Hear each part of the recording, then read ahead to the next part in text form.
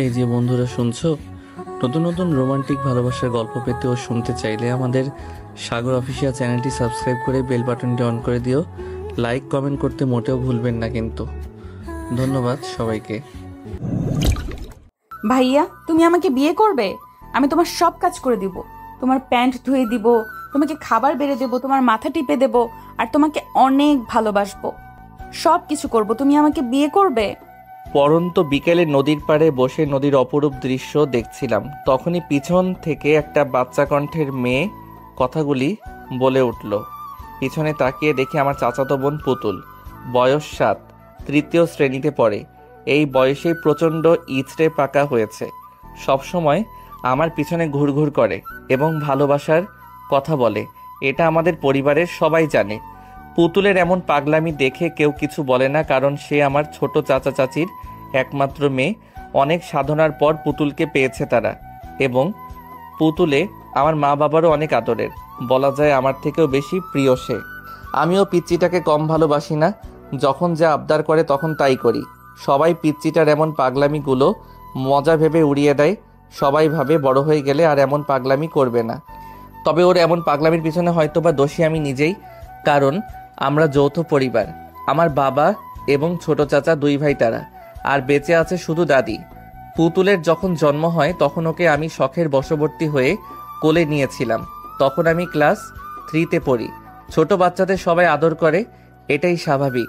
আমিও তার বিকল্প নই। আমি প্রথমে পুতুলের কপালে একটা চুমু খাই, সঙ্গে সঙ্গে পিচ্চিটা নড়ে চড়ে উঠল। হয়তোবা ভালোবাসার প্রথম পরশ পেয়েছিল, তাইও কেঁপে উঠেছিল। তারপর যখন ওর গালে চুমু খেতে যাব তখনই ওর মুখটা ঘুরিয়ে নেই এবং তার ঠোঁটে আমার ঠোঁট লেগে যায়। ঠিক সেই সময় থেকেই মেয়েটা আমার পিছনে লেগে আছে। হয়তো বাঁধনটা সেখানেই বেঁধে দিয়েছে উপর থেকে। জন্ম হওয়ার পর থেকে পিচ্চিটা খুব কাঁদছিল, কিন্তু যখনই আমার ঠোঁটের স্পর্শ পেল ঠিক তখনই কেন জানি না একদম কান্না বন্ধ এবং খিলখিল করে হাসতে লাগলো। সবাই এটা দেখে অবাক হয়েছিল বটে, কিন্তু আমিও সেদিন অনেকটা খুশি হয়েছিলাম। যেটা একজন মা করতে পারল না, আমি সেটা করে দেখিয়েছি। দাঁত ছিল না, তবুও তার হাসিটা অনবদ্য। পিচ্চিটা দেখতে ছোট থেকে একদম পুতুলের মতো, তাই আমি পিচ্চিটাকে পুতুল বউ বলে ডাকি। সবাই ওকে পুতুল বলে, আর আমি ডাকি পুতুল বউ বলে। আমি পুতুলের হাত একটু শক্ত করে ধরে কাছে টেনে বসালাম। দুধে আলতা গায়ের রং, তাই একটু ছোঁয়া পেতেই সাদা জায়গা লাল হয়ে গেছে। ওর কানটা একটু টেনে দিয়ে বললাম, এই ইচড়ে পাকা, তুই কি কখনো ঠিক হবি না? সব সময় এত পাকা পাকা কথা বলিস কেন? পড়ালেখা শেষ করে বিয়ের উপযুক্ত হয়ে বিয়ের কথা বলবি। পিচ্চিটা আমার কাছে আরো একটু চেপে বসলো। আমি পড়াশোনা শেষ, তুমি আমাকে বিয়ে করবে? মহা মুশকিলে পড়লাম তো। এই তো দেখি শুধু আমাকেই বিয়ে করতে চায়। আচ্ছা ঠিক আছে, আমি তোকে বিয়ে করব, তবে আগে তুই বড় হয়ে বিয়ের উপযুক্ত হবি, তারপর। পিচ্চিটা ইয়াহু বলে চিৎকার করে ঠাস করে আবার গালে একটা চুমু খেয়ে বাড়ির দিকে দৌড় লাগালো। কি সাংঘাতিক মেয়ে রে বাবা! ইচ্ছে করছে এখনই ওকে ধরে 2 ঘা লাগিয়ে দেই। পরক্ষণেই ওর তিরিং বিরিং করে লাফিয়ে দৌড়ানো দেখে আমার মুখে হাসি ফুটে উঠল।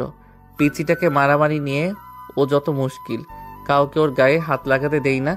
এমনকি পুতুলের মা বাবাও পুতুলকে মারার সাহস পায় না আমার ভয়ে, কারণ পুতুলকে শুধু আমি একাই মারি, আর কাউকে মারতে দেই না। মনে হয় পুতুল আমার নিজস্ব সম্পত্তি, তাই আমি একাই ওর উপর অধিকার খাটাতে পারি, আর কেউ পারে না। আমার এমন কাণ্ড দেখে সবাই শুধু হাসে। পুতুলকে যখন তার মা মারতো তখন প্রচণ্ড রেগে যেতাম। সেই থেকে আর চাচি পুতুলের গায়ে হাত তোলে না। সন্ধ্যার দিকে বাড়ি ফিরলাম, চাচিকে দেখলাম রান্নাঘরে, হয়তো চা নাস্তা বানাচ্ছে। আমি চাচির দিকে এগিয়ে গিয়ে প্রশ্ন করলাম, ছোট মা, পুতুল বউ কোথায়? ও মুগ্ধ বাবা, তুই এসেছিস? ঘরে গিয়ে দেখ, টিভিতে কার্টুন দেখছে। আমি কপট রেগে গেলাম। এটা কি তার টিভি দেখার সময়? তুমি ওকে পড়তে বসাওনি কেন? আমার কি সে সাধ্য আছে যে ওকে পড়াতে বসাবো? একমাত্র তুই তো পারিস। দাঁড়াও, ওর কান দুটো আমি মলে দিচ্ছি। এই বলে আমি ছোট চাচির ঘরে গেলাম। ঘরে গিয়ে তো আমি অবাক, কারণ পুতুল টিভি না দেখে বই নিয়ে পড়তে বসেছে। হয়তো আমার উপস্থিতি টের পেয়েছে। মেয়েটা আমাকে প্রচুর ভয় পায়। ভাই, আমার জন্য চকলেট নিয়ে এসেছো? পিচিটার সব আবদারগুলোর মধ্যে অন্যতম একটা আবদার হলো তার চকলেট চাই। পড়া শেষ করে রাতের ডিনারের পর চকলেট পাবি, তুই পড়তে থাক, আমি হাত মুখ ধুয়ে আসছি। এই বলে আমি আমার রুমে এসে হাত মুখ ধুয়ে নিলাম। তারপর আবার ছোট চাচির ঘরে গেলাম বই নিয়ে। আমিও পড়ি এবং পিচ্চিটাকেও পড়াই। আমি এবার নবম শ্রেণীতে পড়ি। আমি গিয়ে পড়ার টেবিলে বসলাম। পিচ্চিটাও সুরসুর করে আমার কাছে আসলো। পুতুল বউ, তোকে কালকে একটা কবিতা মুখস্থ করতে বলেছিলাম না, মুখস্থ হয়েছে? হ্যাঁ ভাইয়া, মুখস্থ হয়েছে। তাহলে এখন সেটা না দেখে খাতায় লিখে দে আমাকে। ঠিক আছে ভাইয়া। পিচ্চিটাকে কবিতা লিখতে দিয়ে আমি অঙ্ক করতে লাগলাম, কিন্তু কিছুতেই অঙ্কটা সমাধান করতে পারছি না। খানিকক্ষণ পর মা আর ছোট মা নাস্তা নিয়ে আসলো। ছোট মাকে দেখার সঙ্গে সঙ্গে বললাম, দেখো না ছোট মা, আমি কিছুতেই অঙ্কটা মেলাতে পারছি না, একটু বুঝিয়ে দাও না। আমার ছোট চাচি মাস্টার্স কমপ্লিট করেছে আর আমার মা সামান্য একজন ইন্টার পাস, কিন্তু আমার ছোট চাচি কখনো আমার মাকে শিক্ষা নিয়ে খোটা দেয়নি, সব সময় বড় বোনের মতোই সম্মান করে। এতেই বোঝা যায় সে একজন সুশিক্ষিত। আমাদের সমাজে এমন হাজারো মানুষ আছে যারা নিজের থেকে স্বল্প শিক্ষিত মানুষদেরকে অপমান করে। মুখে মুখে অপমান না করলেও ব্যবহারে বুঝিয়ে দেয়। প্রাতিষ্ঠানিক শিক্ষা মানুষকে শিক্ষিত করে তোলে, কিন্তু অমানুষকে মানুষ করতে পারে না। তাই প্রাতিষ্ঠানিক শিক্ষার পাশাপাশি ভালো মানুষ হওয়াটাও জরুরি। শুধুমাত্র প্রাতিষ্ঠানিক শিক্ষা না থাকলে আপনি একটা মানুষকে মূর্খ বলতে পারেন না, বরং মূর্খ হচ্ছে তারাই যারা শিক্ষা এবং শিক্ষিতের মূল্য দিতে জানে না। চাচি আমার কাছে এসে টেবিলে নাস্তা রেখে মাথায় হাত বুলিয়ে বলল, বাবা আগে নাস্তাটা করে নাও, দুজনে তারপর বুঝিয়ে দিচ্ছি। তারপর আমরা দুজন নাস্তা করলাম আর আমাদের দুই মা বসে গল্প করলো। আমাদের কাহিনীগুলো অনেক মজার। ছোট মা আমাকে পড়ায় আর আমি পিচ্চিকে পড়াই। নাস্তা শেষ করার পর ছোট মা আমাকে সুন্দর করে বুঝিয়ে দিয়ে রান্না করতে চলে গেল। আমরা পড়াশোনা করতে লাগলাম আর ওদিকে আমাদের দুই মা রান্না করতে লাগলো। পড়া শেষ করে পিচ্চিটাকে ড্রয়িং রুমে নিয়ে গেলাম। সেখানে বাবা এবং চাচ্চু খোশ গল্পে মেতে রয়েছে। চাচ্চু একজন ব্যাংকার আর আমার বাবা উচ্চ বিদ্যালয়ের প্রধান শিক্ষক। আমরা গিয়ে তাদের পাশে বসলাম। বাচ্চা পিচ্চিটাকে কোলে তুলে নিল। তোমাদের পড়া শেষ হলো মামুনি? পিচ্ছিটা একটা ভুবন ভোলানো হাসি দিয়ে উত্তর দিল, হ্যাঁ বড় বাবা, আমার পড়া শেষ হয়েছে। জানো বড় বাবা আজ কি হয়েছে? কই না তো মামুনি, তুমি বলো কি হয়েছে। আজকে ভাইয়াকে পড়া ধরেছিলাম, ভাইয়া পারেনি, কিন্তু আমি পেরেছি। পিচ্ছিটা কথাটা বলেই সে কি হাসি! ওর তালে তালে ওর চাচু এবং বাবাও হেসে দেয়। মেয়েটা সবসময় চালাকি করার চিন্তায় থাকে। চাচু তাকে জিজ্ঞেস করে, তা বাবা মুগ্ধ, তোমার পড়ালেখা কেমন চলছে? আমি মিষ্টি হাসি দিয়ে বলি, ভালো। বাবাকে বললাম, বাবা আমার খাতা শেষ হয়ে গেছে, কিছু টাকা দাও, কাল আমি খাতা এবং ডায়েরি কিনবো। বাবা বলল, আচ্ছা কাল সকালে তোমার মায়ের কাছে নিও। এভাবে তারা চারজন মিলে আড্ডা দিল খানিকক্ষণ। তারপর মায়ের ডাক পড়লো খাওয়ার জন্য। সবাই খাবার টেবিলে গিয়ে বসলো। খাবার খেতে খেতে পিচ্ছিটা হঠাৎ করে বলে, মা তুমি জানো ভাইয়া আমাকে আজ কি বলেছে? পুতুলের কথা শুনে মুগ্ধ ভীষণ খেলো কিনা কি বলে প্যাচ লাগিয়ে দেয় কে জানে। মেয়েটা মাঝে মাঝে এমন কথা বলে ওর কথা শুনে হার্ট অ্যাটাক হওয়ার মতো অবস্থা হয় তার। এখন না জানি কি বলে সেই ভয়ে গলায় ভাত আটকে গেল ছেলেটার। কোনো মতে পানি খেয়ে ভাতটা নামিয়ে নিল। সে চোখ পাকিয়ে পুতুলের দিকে তাকালো। ছোট মা বলল, কি বলেছে? পুতুল খাওয়া বন্ধ করে বলল, ভাইয়া আজ বিকেলে নদীর পাড়ে বসেছিল। আমি সেখানে গিয়ে বললাম, ভাইয়া তুমি আমাকে বিয়ে করবে, আমি তোমার প্যান্ট ধুয়ে দিব, তোমার খাবার বেড়ে দেবো, তোমার সব কাজ করব। তখন ভাইয়া কি বলে জানো? সবাই জিজ্ঞাসু দৃষ্টিতে তাকিয়ে আছে পুতুলের দিকে। আমার তো চোখ বেরিয়ে আসার উপক্রম। তারপরও নিজেই বলতে শুরু করলো, তখন ভাইয়া বলে আমি পড়াশোনা শেষ করে বড় হব, তারপর ভাইয়া আমাকে বিয়ে করবে। পুতুলের কথা শুনে সবাই হেসে দেয়। মা পুতুলকে কোলে নিয়ে বলে, তোমার ভাইয়া একদম ঠিক বলেছে মামুনি, তুমি আগে পড়ালেখা শেষ করে বড় হও, তারপর তোমার ভাইয়ার সাথে তোমার বিয়ে দেব, কেমন? শুধু মাথা নাড়ালো। মেয়েটা এই বয়সেই বিয়ে নিয়ে এত পাকা পাকা কথা বলে, না জানি বড় হলে কি করে। এ তো আমাকে তুলে নিয়ে গিয়ে বিয়ে করবে। ছোট মা পুতুলের কান টেনে দিয়ে বলল, খুব পেকে গেছো তাই না? এবার পাকা পাকা কথা বন্ধ করে খাবার খেয়ে নাও চুপ করে। তারপর সবাই মিলে খাওয়া শেষ করলাম। খাওয়া শেষ করে আমি পিচিটার হাতে 2টো চকলেট দিয়ে ঘুমাতে গেলাম। পিচিটাও ঘুমিয়ে পড়ল। পরের দিন সকালে ঘুম থেকে উঠে মায়ের কাছে টাকা নিয়ে খাতা এবং ডায়েরি কিনতে গেলাম। খাতা কিনতে প্রায় 1/2 কিলোমিটার যেতে হয়। সাইকেল নিয়ে তাড়াতাড়ি গেলাম, কিন্তু পিচ্চিটা যে এমন একটা কাণ্ড করবে ভাবতে পারিনি। খাতা এবং ডায়েরি আমার পড়ার টেবিলে রেখে গিয়েছিলাম গোসল করতে, কিন্তু এসে দেখি খাতা আছে, ডায়েরি নেই। পুরো ঘর তন্ন তন্ন করে খুঁজেও যখন ডায়েরিটা পেলাম না তখন চিৎকার করতে লাগলাম। মা এসে বলল, কি হয়েছে, এইভাবে ষাঁড়ের মতো চিৎকার করছিস কেন? আমি মাকে দেখে চুপসে গেলাম। ভয়ার্ত কণ্ঠে বললাম, আমার ডায়েরিটা কোথায় রেখেছো? আমি কিভাবে জানবো তোর ডায়েরি কোথায়? ভালো করে খুঁজে দেখ। এই কথা বলে মা চলে গেল। তারপর আর কোথাও খুঁজে পেলাম না ডায়েরিটা। ব্যাগে বই খাতা গুছিয়ে নাস্তা করতে গেলাম। নাস্তা শেষ করে এসে ব্যাগটা ঘাড়ি নিয়ে রওনা দিলাম স্কুলের পথে। আজ সকালে পিচ্চিটাকে দেখলাম না, হয়তো ঘুমাচ্ছিল। ওকে স্কুলে নিয়ে যাওয়ার জন্য ডাক দিয়েছিলাম বেশ কয়েকবার, কিন্তু আমার ডাকে সাড়া দেয়নি, তাই ছেড়ে চলে এসেছি। প্রথম পিরিয়ড শেষ হওয়ার পর স্যার যখন হোমওয়ার্ক দিল, আমি হোমওয়ার্ক নোট করার জন্য খাতা বের করতে গিয়ে দেখি ডায়েরিটা আমার ব্যাগের ভিতর। আশ্চর্য হয়েছিলাম আমি তো আসার সময় ডায়েরিটা ব্যাগে রাখিনি, তাহলে কে রাখলো? যাক, ভালোই হয়েছে। এটা ভেবে ভালো লাগছে যে আমার সদ্য কেনা নতুন ডায়েরিটা হারায়নি। আমি ডায়েরি খোলার পর 7ম আসমানে চলে গেলাম। প্রথম পৃষ্ঠায় বড় করে তেরা বেঁকা করে লেখা ভালোবাসি। লেখাটি দেখার সঙ্গে সঙ্গে আমি বেকুব বনে চলে গেলাম। এটা কে লিখলো এভাবে, তাও আবার বাঁকা করে? তবে দেখে মনে হচ্ছে বেশ কাঁচা হাতের লেখা। আমি পরের পৃষ্ঠা উল্টালাম, একই অবস্থা। এভাবে প্রতিটি পৃষ্ঠায় শেষ করলাম, কিন্তু একটা পৃষ্ঠাও ভালো নেই। সব পৃষ্ঠাতে বড় বড় করে লেখা ভালোবাসি। আমি ভালোভাবে খেয়াল করে দেখলাম লেখাগুলো ঠিক পিচ্চিটার হাতের লেখার মতো। আমি ভালোভাবে বুঝতে পারলাম এটা পিচ্চিটার কাজ। একবার বাড়ি যাই, ওকে বুঝিয়ে দেব এমন দুষ্টুমি করার ফল কি হয়।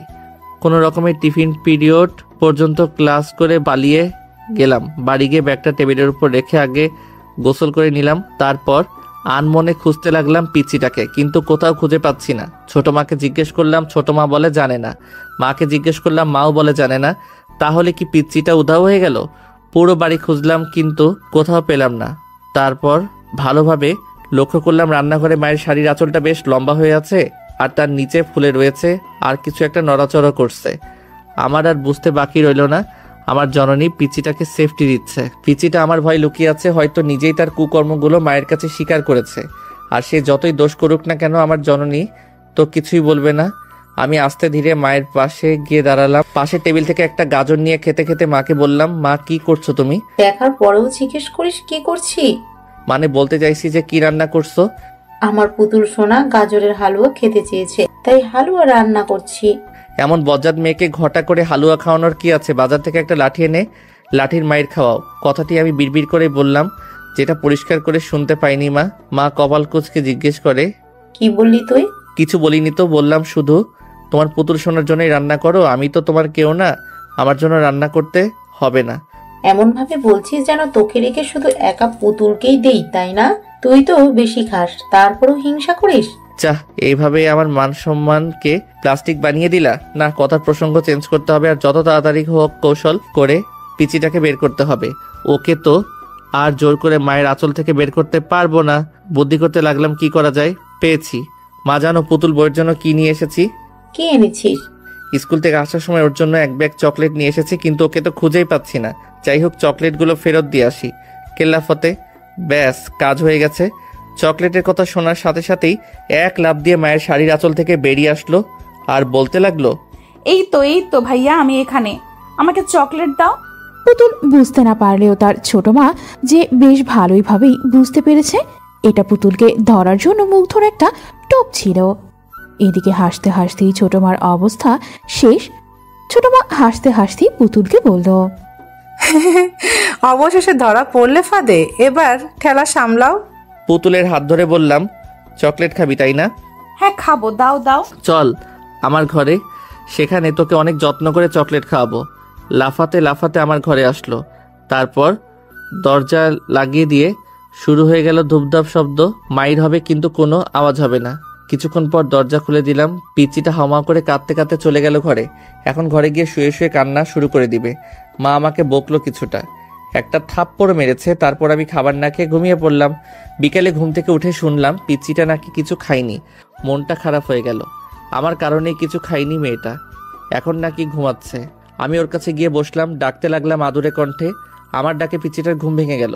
হাতের উল্টো পিঠ দিয়ে চোখ দুটো ডলতে ডলতে আমার দিকে তাকায়। আমাকে দেখার সাথেই মুখ ফিরিয়ে নেয় অভিমানে। এইটুকু মেয়ে, অথচ অভিমানটা তার অনেক বড়। আমি পিচ্চিটাকে আমার দিকে ঘুরিয়ে নিয়ে বললাম, কিরে আমার পুতুল বউ, আমার সাথে কথা বলবি না? আমি তোমার সাথে কোনো কথা বলবো না, তুমি পচা, আমাকে শুধু মারো। কথাটি বলেই আমার পুতুল বউটা ভ্যাভ্যা করে কেঁদে ওঠে, কারণ ওটা এমন কান্না দেখে আমার মনটা ডুকরে উঠলো। এর আগে এভাবে কখনো কাঁদেনি মেয়েটা। হয়তো আজ একটু বেশি শাস্তি দিয়ে ফেলেছি। পিচ্চিটাকে বুকের সাথে জড়িয়ে ধরে বললাম, তোকে কথা দিলাম আর কখনো মারবো না, চল আমরা ঘুরতে যাই। সত্যি আমাকে আর কখনো মারবে না? আমাকে সাইকেলে নিয়ে ঘুরবে? হ্যাঁ, সত্যি তোকে আর মারবো না, আর হ্যাঁ, তোকে সাইকেলে নিয়েই ঘুরবো। পিচ্চিটা ঠাস করে আমার গালে একটা চুমু খেলো। ওর পাগলামিগুলো আমাকে অনেক স্বস্তি দেয়। মাঝে মাঝে মনে হয় সারা জীবন এভাবে ওর পাগলামিগুলো সহ্য করে যাই। মাঝে মাঝে ভাবি, এভাবে যদি কেটে যেত সারাটি জীবন, তাহলে কতই না ভালো হতো। মানুষের জীবনের সব চাওয়া পাওয়াগুলো পূর্ণতা পায় না। তারপর আমরা দুজন ফ্রেশ হয়ে খাবার খেয়ে নিলাম। আমি খাইয়ে দিয়েছি পিচ্চিটাকে। খাওয়ার সময় আমার আঙ্গুলে কামড় দিয়েছিল। কামড় দেওয়ার পর সে কি খুশি, খিলখিল করে হাসছিল। হাসতে হাসতে গলায় ভাত আটকে গিয়েছে। তারপর হাসা বাদ দিয়ে একাধারে কাশতে লাগলো। শয়তানদের অবস্থা মনে হয় এমনই হয়, বেশি বাদরামি করলে যা হয় আর কি। তারপর পিচ্চিটাকে সাইকেলে নিয়ে পুরো গ্রাম ঘোরাতে লাগলাম। সাইকেলের পিছনে বসালে পড়ে যেতে পারে, তাই সামনেই বসিয়ে নিয়েছি। আমি সাইকেল চালাচ্ছিলাম আর সে নন স্টপ বক বক করে যাচ্ছিল। চলার পথে আইসক্রিম, হাওয়াই মিঠাই, চকলেট অনেক কিছুই খেয়েছে। আমার পকেটের 12টা বেজে গিয়েছে অলরেডি। ওর অভিমান ভাঙাতে গেলে আমার পকেটের 12টা বাজেই সবসময়। সবশেষে আমার পুতুল বইয়ের আবদার হলো তাকে কাচের চুড়ি কিনে দিতে হবে। আমি ওকে বললাম, এখন কাচের চুড়ি কোথায় পাবো? আশেপাশে তো কোনো দোকান নেই। পিচ্চিটা সামনের দিকে হাত বাড়িয়ে বলল, ওই দেখো, ফেরিওয়ালা আমাদের দিকে আসছে। যেখানে বাঘের ভয় সেখানেই সন্ধ্যা হয়। ফেরিওয়ালাকে কি এখনই আসতে হলো? কি আর করা, বাধ্য হয়ে কিনে দিলাম কাচের চুড়ি। শখ করে যখন চেয়েছে তখন আর না করি কি করে? পিচিটার মুখের হাসিটাই যে আমার সব কিছু। ওর ভুবন ভুলানো হাসিটা দেখলে কেন জানি না আমার মনটা ঠান্ডা হয়ে যায়। আচ্ছা, আমি কি পিচিটাকে ভালোবাসি নাকি বোনের মতোই ভালোবাসি? একদিন রাতে ঘুমাচ্ছিলাম, রাত প্রায় 1টা বাজে। হঠাৎ কারো কান্নার শব্দ পেয়ে ঘুম ভেঙে যায় আমার, কিন্তু কে কাঁদছে বুঝে উঠতে পারছি না। আমি ঘর থেকে বের হয়ে গেলাম। শব্দটা ছোট, মায়ের ঘর থেকে আসছে। এত রাতে কে কাঁদছে? দরজা খোলা আর বাতিও চালু আছে। গিয়ে দেখি সেখানে মা বাবাও আছে পুতুলের পাশে বসে। ছোট মা পুতুলের মাথায় হাত বুলিয়ে দিচ্ছে আর কাঁদছে, আর মা পুতুলের মাথায় পানি দিয়ে দিচ্ছে। তাহলে কি পুতুলের কিছু হয়েছে? আমি দৌড়ে পুতুলের কাছে গিয়ে দাঁড়ালাম। বেশ উত্তেজিত কণ্ঠে প্রশ্ন ছুড়লাম, ছোট মা, কি হয়েছে পুতুলের? আর তুমি কাঁদছো কেন? ছোট মা কিছু বলার আগেই চাচ্চু বলল, তেমন কিছু না, একটু জ্বর এসেছে শুধু। কথাটা শুনে আমার কেমন যেন খারাপ লাগলো। এখনকার জ্বর মোটেও সুবিধার নয়। যেই মেয়েটা সারাদিন পুরো বাড়ি ছুটে বেড়ায়, এখন সেই মেয়েটাই কিনা নিস্তব্ধ হয়ে বিছানায় শুয়ে আছে। এটা কি আদৌ মানানসই? আমি আমার পুতুল বইয়ের মাথায় হাত দিয়ে দেখলাম জ্বর প্রচুর। প্রচন্ড রাগ উঠলো আমার। এতটুকু মেয়েকে কি এত কষ্ট রাখা ঠিক হচ্ছে? মা, পুতুল বইয়ের মাথার পানি মুছে দাও। কেন? আমি পুতুল বউকে ডাক্তারের কাছে নিয়ে যাব। এত রাতে ডাক্তার কোথায় পাবি? দোকান তো বন্ধ। দোকান বন্ধ হয়েছে বলে কি হাত গুটিয়ে বসে থাকবো? আমি আর কাউকে কিছু না বলে একটা তোয়ালে নিয়ে পুতুলের মাথার পানি মুছে দিয়ে ওকে কোলে নিয়ে ছুটতে লাগলাম। পিছন থেকে সবাই অনেক ডাকাডাকি করলো, কিন্তু কারো ডাকে সাড়া দিলাম না। তাই বাধ্য হয়ে বাবা এবং ছোট চাচ্চু আমার পিছু পিছু আসতে লাগলো। এত রাতে পল্লী চিকিৎসকের দোকান বন্ধ, তাই বাধ্য হয়ে ছুটতে হলো হাসপাতালের পথে। হাসপাতাল প্রায় 1 কিলোমিটার, তবুও আমাকে থামা যাবে না। আমাদের বাড়ির প্রাণ পুতুল, যদি ওর কিছু হয়ে যায় তাহলে আমাদের বাড়িটা নিষ্প্রাণ হয়ে যাবে। তখন কার সাথে আমরা খেলাধুলা করব আর কাকেই বা এতটা ভালোবাসবে? পিছন থেকে বাবা এবং চাচ্চু বারবার বলছে, পুতুলকে আমাদের কোলে দাও, আমরা নিয়ে যাচ্ছি, তুমি নিয়ে যেতে পারবে না এত দূর। কিন্তু আমি কারো কথা শুনছি না। একটা সময় আমি হাসপাতালে গিয়ে পৌঁছালাম। পুতুলকে নিয়ে সোজা একটা ডাক্তারের কেবিনে ঢুকলাম অনুমতি ছাড়াই। কেবিনে একজন মহিলা ডাক্তার বসেছিল। আমাকে দেখার সঙ্গে সঙ্গে বলল, এই কে তুমি, আর এইভাবে একটা মেয়েকে নিয়ে কোথা থেকে এসেছো? আমি আন্টিটার কাছে গিয়ে কাঁদতে কাঁদতে বললাম, আন্টি, আমার পুতুল বউকে সুস্থ করে দিন, ওর অনেক জ্বর এসেছে। আমার পিছু পিছু বাবা এসে বলল, মুগ্ধ এভাবে কারো অনুমতি ছাড়া কেউ প্রবেশ করে? মুগ্ধর বাবা অনেকটা রেগেই তেড়ে আসতে লাগলো তার দিকে।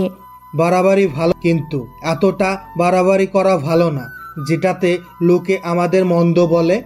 ডাক্তার তার বাবাকে থামিয়ে দিয়ে বলে, থাক, ছেলেটাকে আর কিছু বলবেন না। আমার মতে সে ভুল করেনি, সে হয়তো তার পুতুল বউকে খুব ভালোবাসে, তাই কুলকিনারা হারিয়ে ফেলেছে। এই ভালোবাসাটা মেয়েটির জন্য প্রয়োজন। তারপর ডাক্তার আন্টি পুতুলকে দেখলো, জ্বর মেপে দেখলো 101 ডিগ্রি জ্বর। তারপর ডাক্তার আন্টি ওষুধ লিখে দিল। আমরা হাসপাতাল থেকে বের হয়ে ফার্মেসি থেকে ওষুধ নিলাম। তারপর বাড়িতে আসলাম। সেই রাতে পুতুল আমার সাথে ঘুমিয়েছিল। সকালে ঘুম থেকে উঠে দেখি আমার বুকে মাথা রেখে ঘুমিয়ে আছে। সেই দিন আবারও তার মায়ায় পড়ে গিয়েছিলাম আমি। মেয়েটা বড্ড মায়াবী, ওর দুষ্টুমি সবাইকে মুগ্ধ করে দেয়। এভাবেই কেটে যেতে লাগলো প্রতিটি প্রহর। পিচ্চিটার সাথে খুনসুটিময় দিনগুলো পেরিয়ে যাচ্ছে। এভাবে কেটে গেল 1টি বছর, কিন্তু এখনো পিচ্চিটার দুষ্টুমি কমেনি। একদিন কোচিং সেন্টারে পরীক্ষা দিচ্ছিলাম, হঠাৎ আমার পুতুল বউটা দৌড়ে আমার কাছে চলে আসলো। এমন আচমকা ঘটনার জন্য মোটেও প্রস্তুত ছিলাম না আমি। স্যার তো রেগে আগুন, আমাকে অনেক বকাঝকা করে ক্লাস থেকে বের করে দিল। আমি মন খারাপ করে পিচ্চিটাকে নিয়ে কোচিংয়ের বাইরে বের হয়ে আসি। একটা খোলা মাঠে নদীর ধারে পিচ্চিটাকে নিয়ে গেলাম। আজ কেন জানি না পিচ্চিটার উপর রাগ করতে পারলাম না, পিচ্চিটাকে মারতে পারলাম না, কারণ ওকে কথা দিয়েছিলাম যে আর কখনো ওকে মারবো না। আমি ওর সামনে হাঁটু গেড়ে বসে ওর গালে হাত রেখে বলি, কিরে পুতুল বউ, এভাবে কোচিংয়ের ভেতর দৌড়ে এসেছিস কেন? পিচ্চিটা আমার প্রতি উত্তর না করে ফিক করে হেসে দেয়। আমি ওর হাসির রহস্যটা বুঝে উঠতে পারলাম না। বেকুবের মতো প্রশ্ন ছুড়লাম, কি হয়েছে, এভাবে হাসছিস কেন? তুমি এখনো দেখোনি? আশ্চর্য, পিচ্চিটা কি দেখার কথা বলছে? তুই কি দেখার কথা বলছিস? এবার পিচ্চিটা দাঁত কেলিয়ে দেখালো ওর দুটো দাঁত নেই, তার মানে দাঁত পড়েছে। ওর ফোকলা দাঁতের হাসিটা অসম্ভব সুন্দর লাগছে, মোহনীয় সৌন্দর্যের হাসি। তার দেখলে ভরে মন, ভালোবেসে এইভাবেই তাকে করতে চাই আপন। আমি পিচ্চিটাকে রাগানোর জন্য বললাম, কিরে, তোর তো দুটো দাঁত নেই, ইঁদুরে নিয়ে গেছে, এখন তো আর তোর দাঁত উঠবে না, কি করবি তাহলে? পিচ্চিটা আমাকে অবাক করে দিয়ে বলল, কে বলেছে তোমাকে আমার দাঁত ইঁদুরে নিয়ে গেছে? আমার দাঁত তো আমার কাছেই আছে। এই বলে পিচ্চিটা তার হাতের মুঠো খুলে আমাকে দেখালো। কি আশ্চর্য ঘটনা, দুটো দাঁত নিয়ে এসেছে সে আমাকে দেখানোর জন্য। কেমন শয়তান মেয়ে, মানুষ দাঁত ইঁদুরের গর্তে কিংবা ঝোপঝাড়ে ফেলে দেয়, কিন্তু এই মেয়েটা দাঁত হাতে নিয়ে ঘুরে বেড়াচ্ছে। ভাবা যায় এগুলা? পিচ্চিটা আবার বলতে লাগলো, তুমি তো বললা আমার দাঁত ইঁদুরে নিয়ে গেছে, কিন্তু আমি ইঁদুরকে আমার দাঁত দেইনি, আমার দাঁত আমি আমার কাছেই রেখেছি। আমার অপমান আমাকেই ফিরিয়ে দিল।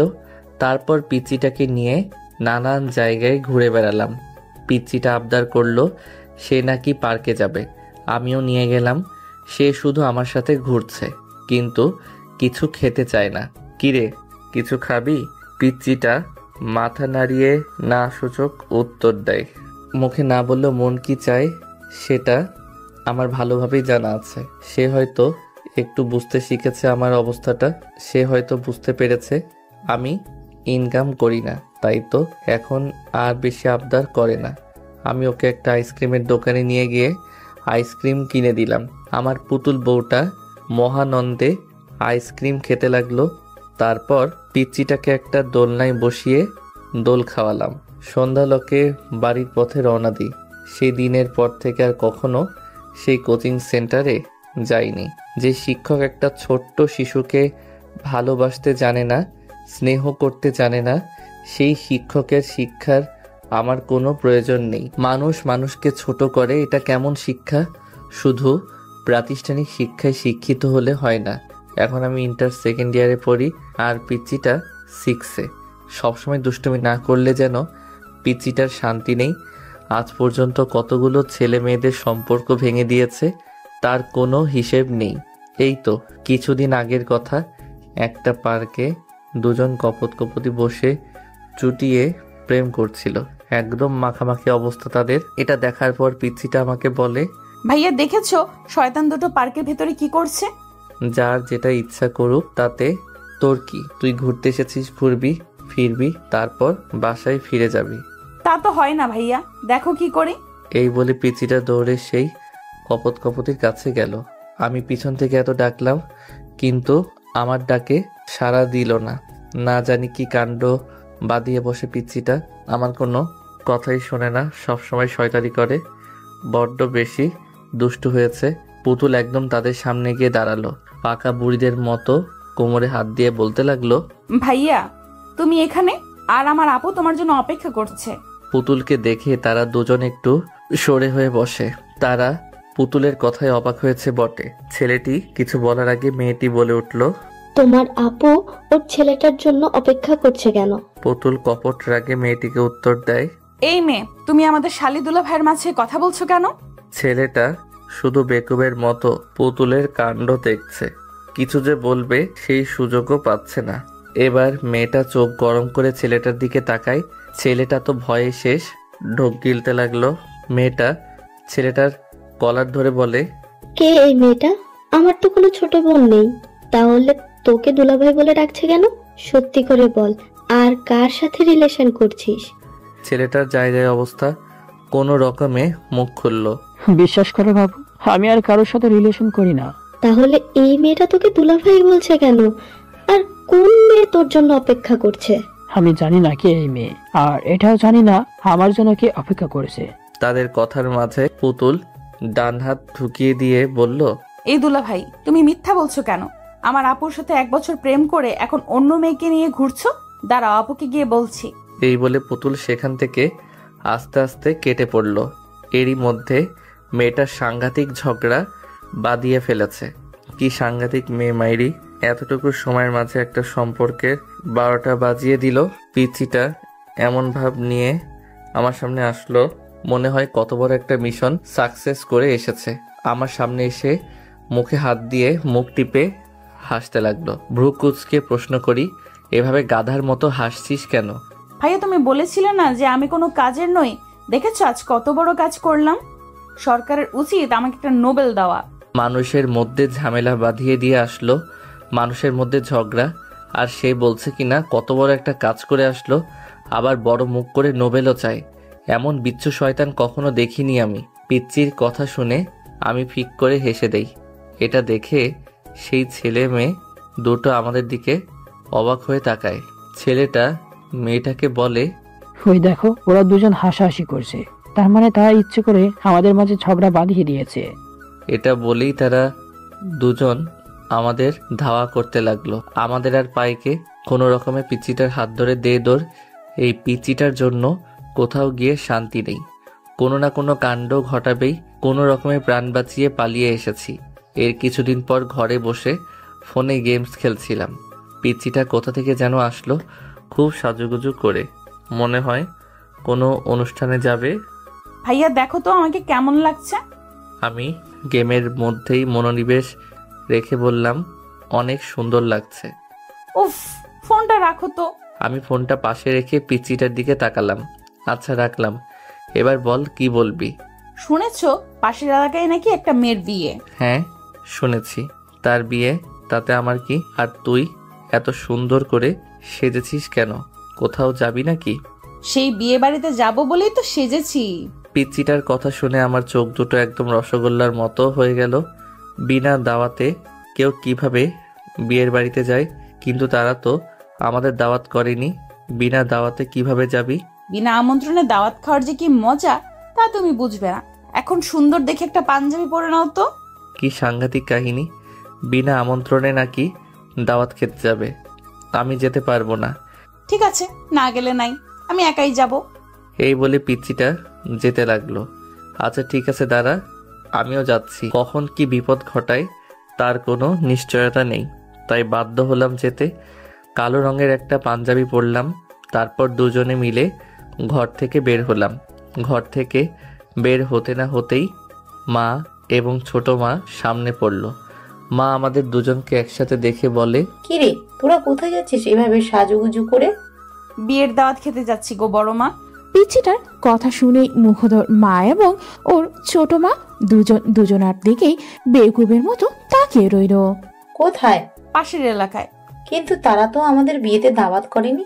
তোমাদের দাওয়াত করেনি তো কি হয়েছে, আমাকে তো পার্সোনালি দাওয়াত করেছে। কি বলিস এসব তুই?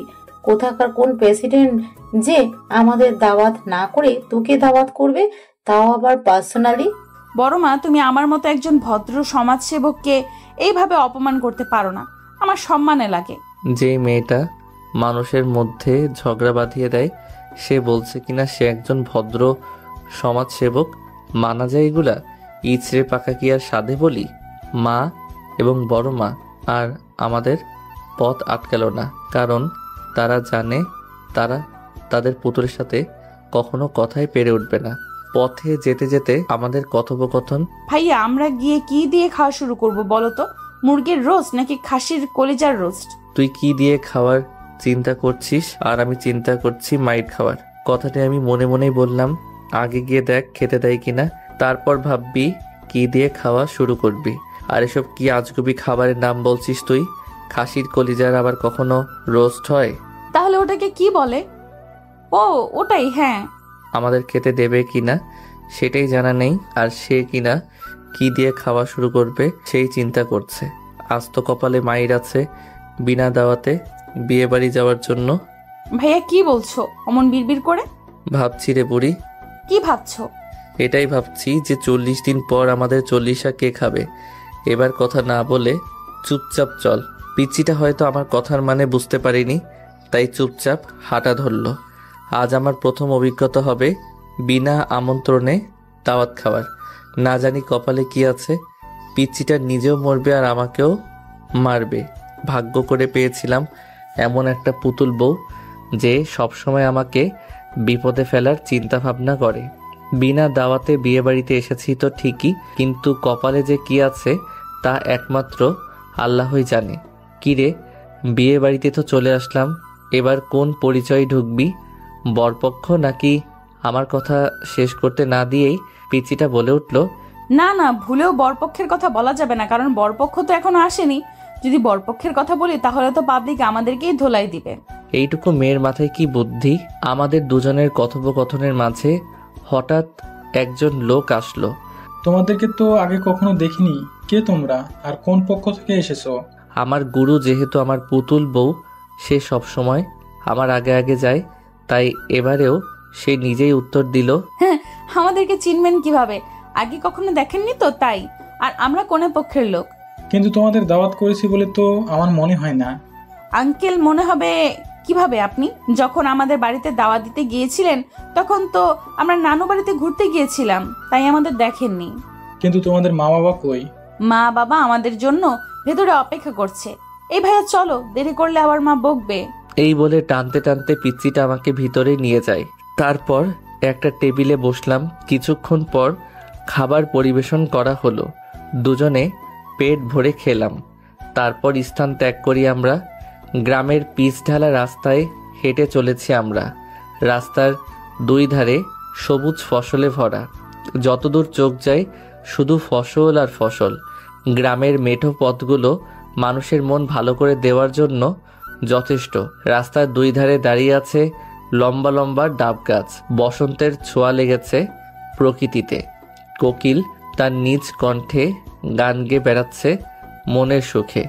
সৃষ্টির এমন মনোরম দৃশ্য বড়ই মনোমুগ্ধকর। ইচ্ছে করে হারিয়ে যাই এই সুন্দর প্রকৃতিতে, বিলিয়ে দেই নিজেকে। মেঠো পথ ধরে বাড়ির উদ্দেশ্যে হাঁটছিলাম, হঠাৎ পিচ্চিটা বলে ওঠে, জোর বাঁচে বেঁচে গেছি। ধরা পড়লে কি যে হতো! কি আর হতো, মান সম্মান প্লাস্টিক হয়ে যেত। সম্মান আবার প্লাস্টিক সিলভারের হয় নাকি? পিচ্চিটার এমন পাকনামি কথা শুনে ওর কানটা টেনে ধরলাম। উফ ভাইয়া, লাগছে, ছাড়ো। লাগার জন্যই তো ধরেছি। এত পাকা পাকা কথা বলিস কেন? পাকা পাকা কথা কখন বললাম? আমি তো ঠিকই বলেছি। তুমি কখনো দেখেছো মান সম্মান প্লাস্টিকের হয় বা সিলভারের হয়? দেখোনি, তাই তো? তাহলে বলো আমার ভুলটা কোথায়?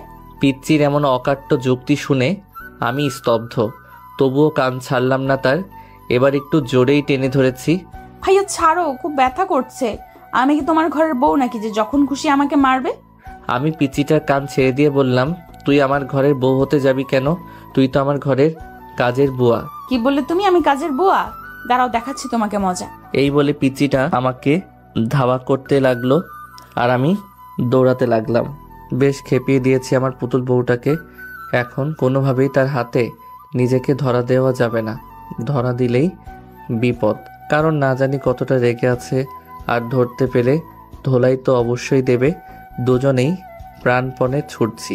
বিয়ে বাড়িতে যেটুকু খাবার খেয়েছি দৌড়াতে দৌড়াতে সব হজম হয়ে গেছে। তাহলে লাভটা কি হলো? আজ আমার পরীক্ষার রেজাল্ট দিয়েছে। ঘরে মন খারাপ করে বসে আছি আমি। এমন সময় পিচিটা আসলো আমার ঘরে, এসে বলে, ভাইয়া তোমার তো আজকে রেজাল্ট দিয়েছে, কিন্তু তুমি মন খারাপ করে বসে আছো কেন? পুতুল, আমার মন খারাপ আছে, আমাকে একটু একা থাকতে দে। তুই যা। পুতুল কিছু না বলেই চলে গেল। ড্রয়িং রুমে মা এবং ছোট মা বসে গল্প করছিল। সেখানে গিয়ে মাকে বলল, বড় মা, তোমার ছেলে পরীক্ষায় ফেল করেছে। দুজনে গল্প করছিল। পুতুলের এমন কথায় দুজনেই চমকে ওঠে। সবাই ভাবছে এত ভালো একটা স্টুডেন্ট কিভাবে ফেল করতে পারে, যে কিনা প্রতিবার প্রথম হয়, এবার সে ফেল করলো। মা প্রশ্নটি করে, মুগ্ধ ফেল করেছে, তোমাকে কে বললো? কেউ বলেনি, কিন্তু তোমার ছেলের তো মন খারাপ করে বসে আছে। আমি গেলাম, আমাকে বলে আমার মন খারাপ আছে। তুই যা, আমাকে একা থাকতে দে। মা আর কোনো কথা না বলে সোজা আমার ঘরে চলে আসে। এসেই আমাকে একটা থাপ্পড় মারে। মায়ের এমন আচরণে প্রচণ্ড অবাক হয়ে যাই আমি। মা তো কখনো আমাকে অকারণে মারে না, তাহলে আজ কেন মারলো বুঝতে পারলাম না আমি গালে হাত দিয়ে মাথা নিচু করে শান্ত কণ্ঠে মাকে প্রশ্ন করি, মা তুমি আমাকে মেরেছো তাতে কোনো সমস্যা নেই, কিন্তু কেন মেরেছো সেই কারণটা বলো। মা কপট রেগে গিয়ে ঝাঁঝালো কণ্ঠে বলে, তুই এত বড় একটা সত্যি আমাদের কাছে লুকিয়েছিস, আবার সাধু সেজে প্রশ্ন করিস কেন মারলাম? আমি যত মায়ের ব্যবহার দেখছি ততই অবাক হচ্ছি। আগে কখনো মায়ের আচরণ এমন হয়নি, কিন্তু আজ হঠাৎ মায়ের কি হলো যার কারণে এতটা বাজে ব্যবহার করছে আমার সাথে? তবে মায়ের এমন অকারণে বাজে ব্যবহার আমাকে খুব আঘাত করছে। কোন সত্যিটা লুকিয়েছি আমি তোমার কাছ থেকে, যার কারণে এতটা বাজে ব্যবহার করছো আমার সাথে? তুই যে ফেল করেছিস তা আমাদেরকে বলেছিস? এই কথাটি শুনে সপ্তম আসমান থেকে পড়লাম। আমি কখন ফেল করলাম? তোমাকে এসব কথা কে বলেছে? পুতুল বলেছে। আজ পুতুল না বললে তো আমরা জানতে পারতাম না তোর এই ঘটনা। তারপর মা আরো কিছু বকা দিয়ে চলে গেল। আমি ঠায় দাঁড়িয়ে রইলাম। কিছুক্ষণ পর পুতুলকে ডাক দিলাম। পুতুলও লক্ষ্মী মেয়ের মতো আমার ঘরে আসে। আমি পুতুলের হাত ধরে বিছানায় বসালাম। তুই নাকি আমাকে বলছিস যে আমি ফেল করেছি? তুমি মন খারাপ করে বসেছিলে, ভেবেছিলাম তুমি ফেল করেছো, তাই বলেছি, কিন্তু আমি তো ভাবিনি যে বড় মা তোমাকে মারবে। সরি ভাইয়া। পিচ্চিটার এমন অসহায় মুখ দেখে আমি আর রাগ করে থাকতে পারলাম না। তবু বললাম, জানিস তো পুতুল বেশি বাড়াবাড়ি কোনো কিছুতেই ভালো না, সেটা হোক ভালো কিংবা খারাপ। মজা করার একটা সীমা থাকে। শোন, তোকে একটা গল্প বলি। একটা রাখাল বনে ছাগল চড়াতে যেত। সে গ্রামের লোকদের সাথে মজা করার জন্য বাঘ এসেছে বলে চিৎকার করতে লাগলো। রাখালের চিৎকার শুনে গ্রামের সবাই ছুটে আসলো তাকে সাহায্য করার জন্য, কিন্তু এসে দেখে সেখানে কোনো বাঘ নেই, উল্টো রাখাল হাসছে। এরপর আরো একবার রাখাল এভাবে মজা করলো। গ্রামের লোকেরা ছুটে আসলো রাখালকে বাঁচাতে, কিন্তু রাখাল আবারও হাসতে লাগলো। এমনইভাবে তৃতীয় দিন সত্যি সত্যি বাঘ চলে আসে এবং রাখাল প্রাণ বাঁচানোর জন্য চিৎকার করে সাহায্য চাইতে লাগলো। কিন্তু এবার গ্রামের লোকেরা মজা ভেবেই সাহায্য করতে এগিয়ে আসেনি, বাঘ রাখালকে খেয়ে নেয়। এই গল্পটি শুনে তুই কি বুঝলি? অকারণে মজা করা আর আমাদের ঠিক না। অকারণে মজা করলে নিজেকেই বিপদে পড়তে হয়। এই তো ভালো মেয়ে। ভাইয়া তোমার খুব লেগেছে তাই না? না রে পাগলি, লাগেনি। ওটা তো মায়ের ভালোবাসার পরশ ছিল, লাগবে কেন? এখন তুই যা। মা আমার যেই গালে থাপ্পড় মেরেছিল, পুতুল ঠাস করে সেই গালে একটা চুমু খেয়ে চলে যায়। আমি বুঝি না এই মেয়েটির কাণ্ডগুলো কখন কি করে, বোঝা মুশকিল। এত বড় হয়েছে এখন, তবু দুষ্টুমি গেল না। বিশেষ করে ওর এমন পাগলামিগুলোর জন্যই ওর উপর বেশিক্ষণ রেগে থাকতে পারি না। বিকেলবেলা মন খারাপ করে ড্রয়িং রুমে বসেছিল মা। বাবা খুশি মনে বাজার থেকে মিষ্টি নিয়ে বাসায় বাড়িতে ঢুকলো। বাড়িতে ঢুকেই দেখে মা মন খারাপ করে বসে রয়েছে। বাবা মায়ের পাশে গিয়ে বসলো। বাবা মিষ্টির প্যাকেট খুলে একটা মিষ্টি মায়ের দিকে এগিয়ে ধরে তারপর বলে, কি রে হনুমা, তুমি মন খারাপ করে বসে আছো কেন?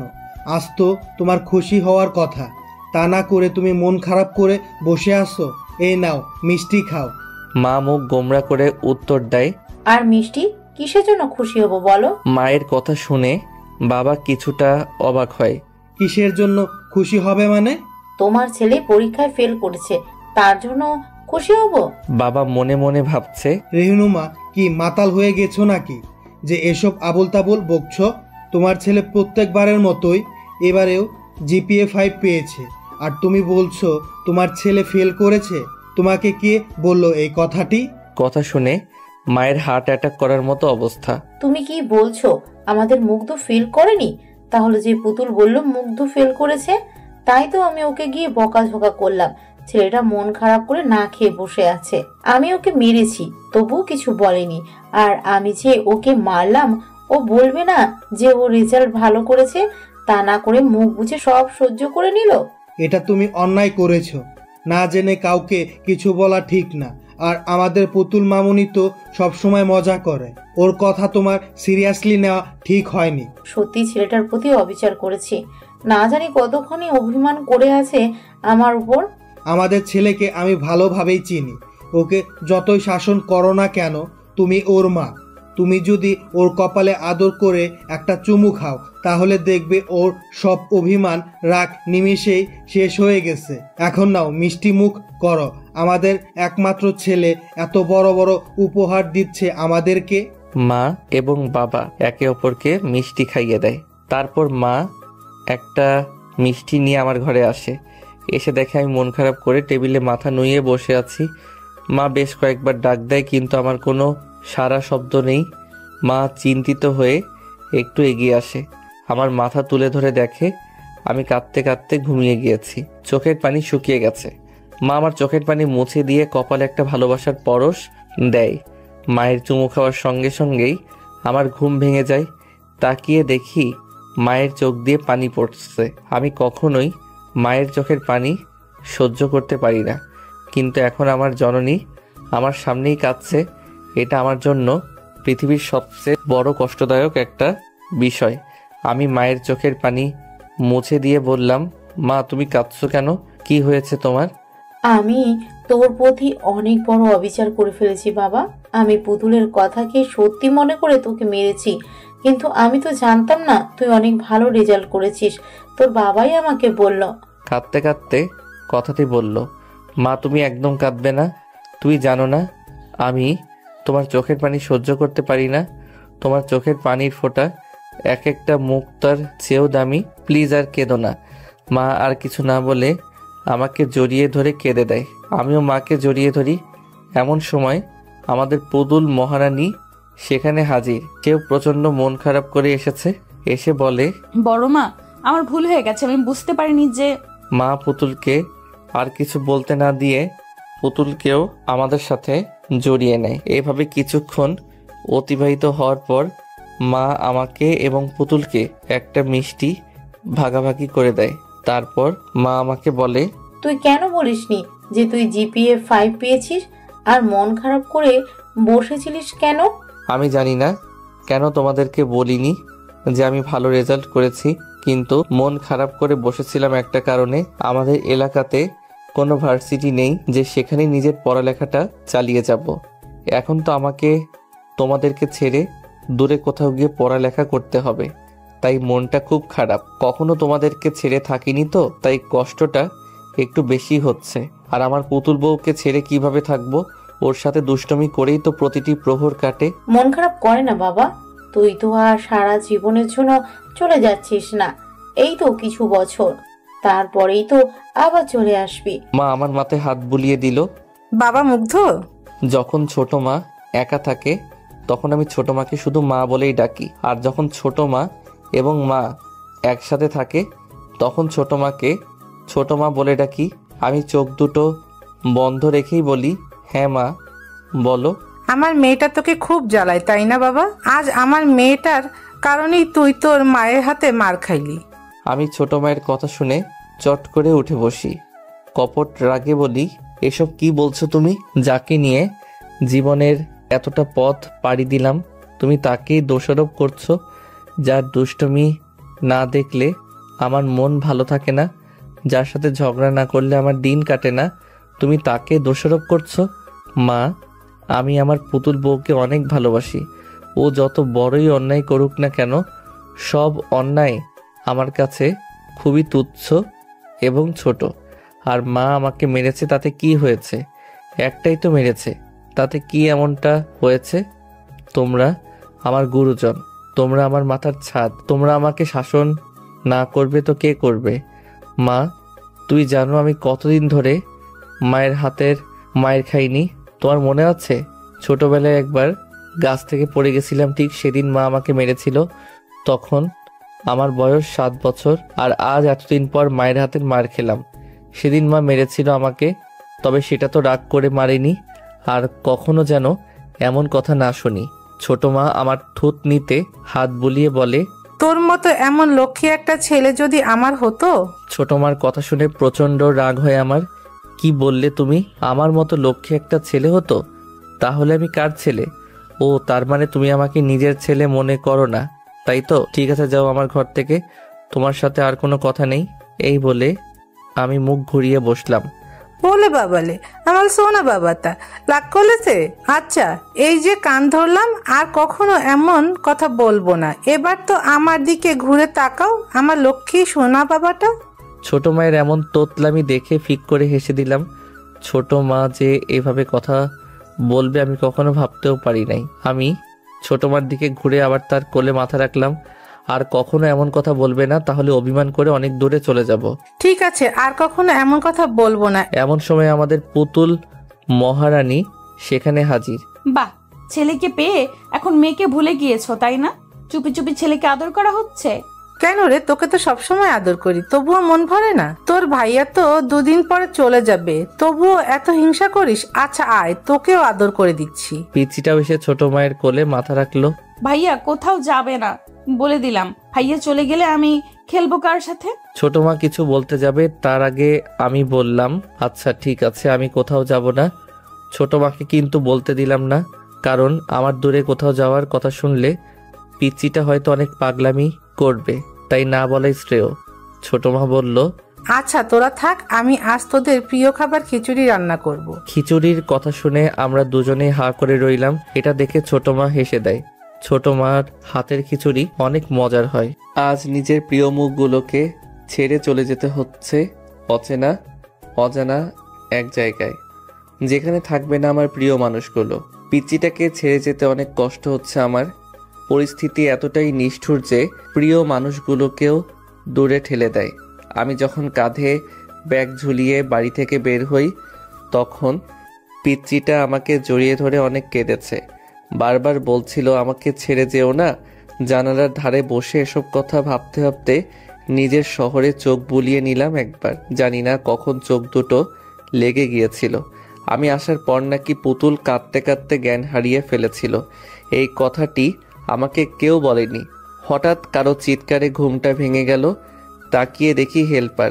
জানালার দিকে তাকিয়ে দেখি আমি বাবার দেওয়ার ঠিকানা চলে আসছি। বাস থেকে নেমে একটা রিক্সা নিয়ে বাবার দেওয়ার ঠিকানায় চলে গেলাম। কলিং বেল বাজানোর কিছুক্ষণ পরে একটা মেয়ে এসে দরজা খুলে দিল। কে আপনি, আর কাকে চাই? দরজাটা খুলে দিয়েই কথাটি বলল মেয়েটি। আমি শান্ত কণ্ঠে জবাব দিলাম, জি আমি মুগ্ধ। এটা আসলাম চাচার বাড়ি না? মেয়েটি কিছু বলার আগেই বাড়ির ভেতর থেকে একটা শব্দ ভেসে আসলো। কে এসেছে রে মা? মেয়েটি আমাকে দরজায় দাঁড় করিয়ে রেখে উত্তর দিল, মুগ্ধ নামের একটি ছেলে এসেছে, তোমাকে খুঁজছে। আরে ওকে বাইরে দাঁড় করিয়ে রেখেছিস কেন? ভেতরে নিয়ে আয়। এবার মেয়েটি আমার দিকে তাকিয়ে বলল, চলুন ভিতরে, বাবা আপনাকে ডাকছে। আমি অনুমতি পেয়ে ভেতরে গেলাম। সোফায় একজন মহিলা এবং পুরুষ বসে আছে। সম্ভবত মেয়েটির বাবা মা হবে। আমি তাদের সামনে গিয়ে সালাম দিলাম। চাচা সালামের জবাব দিয়ে বলল, তা বাবা, তুমি রায়হানের ছেলে মুগ্ধ? আমি মাথা নাড়িয়ে হ্যাঁ সূচক উত্তর দিলাম। পরিচয় হও, ইনি হলো তোমার চাচি, আর ও হলো আমাদের মেয়ে রিক্তা। ভদ্র মহিলা এবং মেয়েটিকে দেখিয়ে দিয়ে বলল, মেয়েটি প্রথম থেকে আমার দিকে হিংসে ভরা দৃষ্টিতে তাকিয়েছিল। তবে কি মেয়েটির চোখে আমি বিষাক্ত কাটা হয়ে গেলাম? পরিচয় পর্ব শেষ করে চাচা আমাকে বলল, এখন গিয়ে হাত মুখ ধুয়ে একটু বিশ্রাম নিয়ে খাবার খেয়ে নাও। রিক্তা, মুগ্ধকে গেস্ট রুমে নিয়ে যাও। মেয়েটি আমাকে একটা রুমে নিয়ে এসে বাথরুম দেখিয়ে দিয়ে চলে গেল। আমি ব্যাগটা বিছানায় ছুঁড়ে মেরে বাথরুম গিয়ে ফ্রেশ হয়ে নিলাম। তারপর বিছানায় শরীরটা এলিয়ে দিলাম। হঠাৎ শুনতে পেলাম, বাবা, এই ছেলেটা কি আমাদের সাথে থাকবে? মনে হলো রিক্তা নামের মেয়েটি কথাটি বলল। আমার একটু বেশি কৌতূহল জাগলো মনে তাদের কথোপকথন শুনবার। ছেলেটি আমাদের সাথেই থাকবে। কিন্তু বাবা, ছেলেটাকে দেখে আমার সুবিধার মনে হচ্ছে না। তুমি ওকে অন্য কোথাও থাকতে বলো। কি বলছো এসব? ও আমার ছোটবেলার বন্ধুর ছেলে।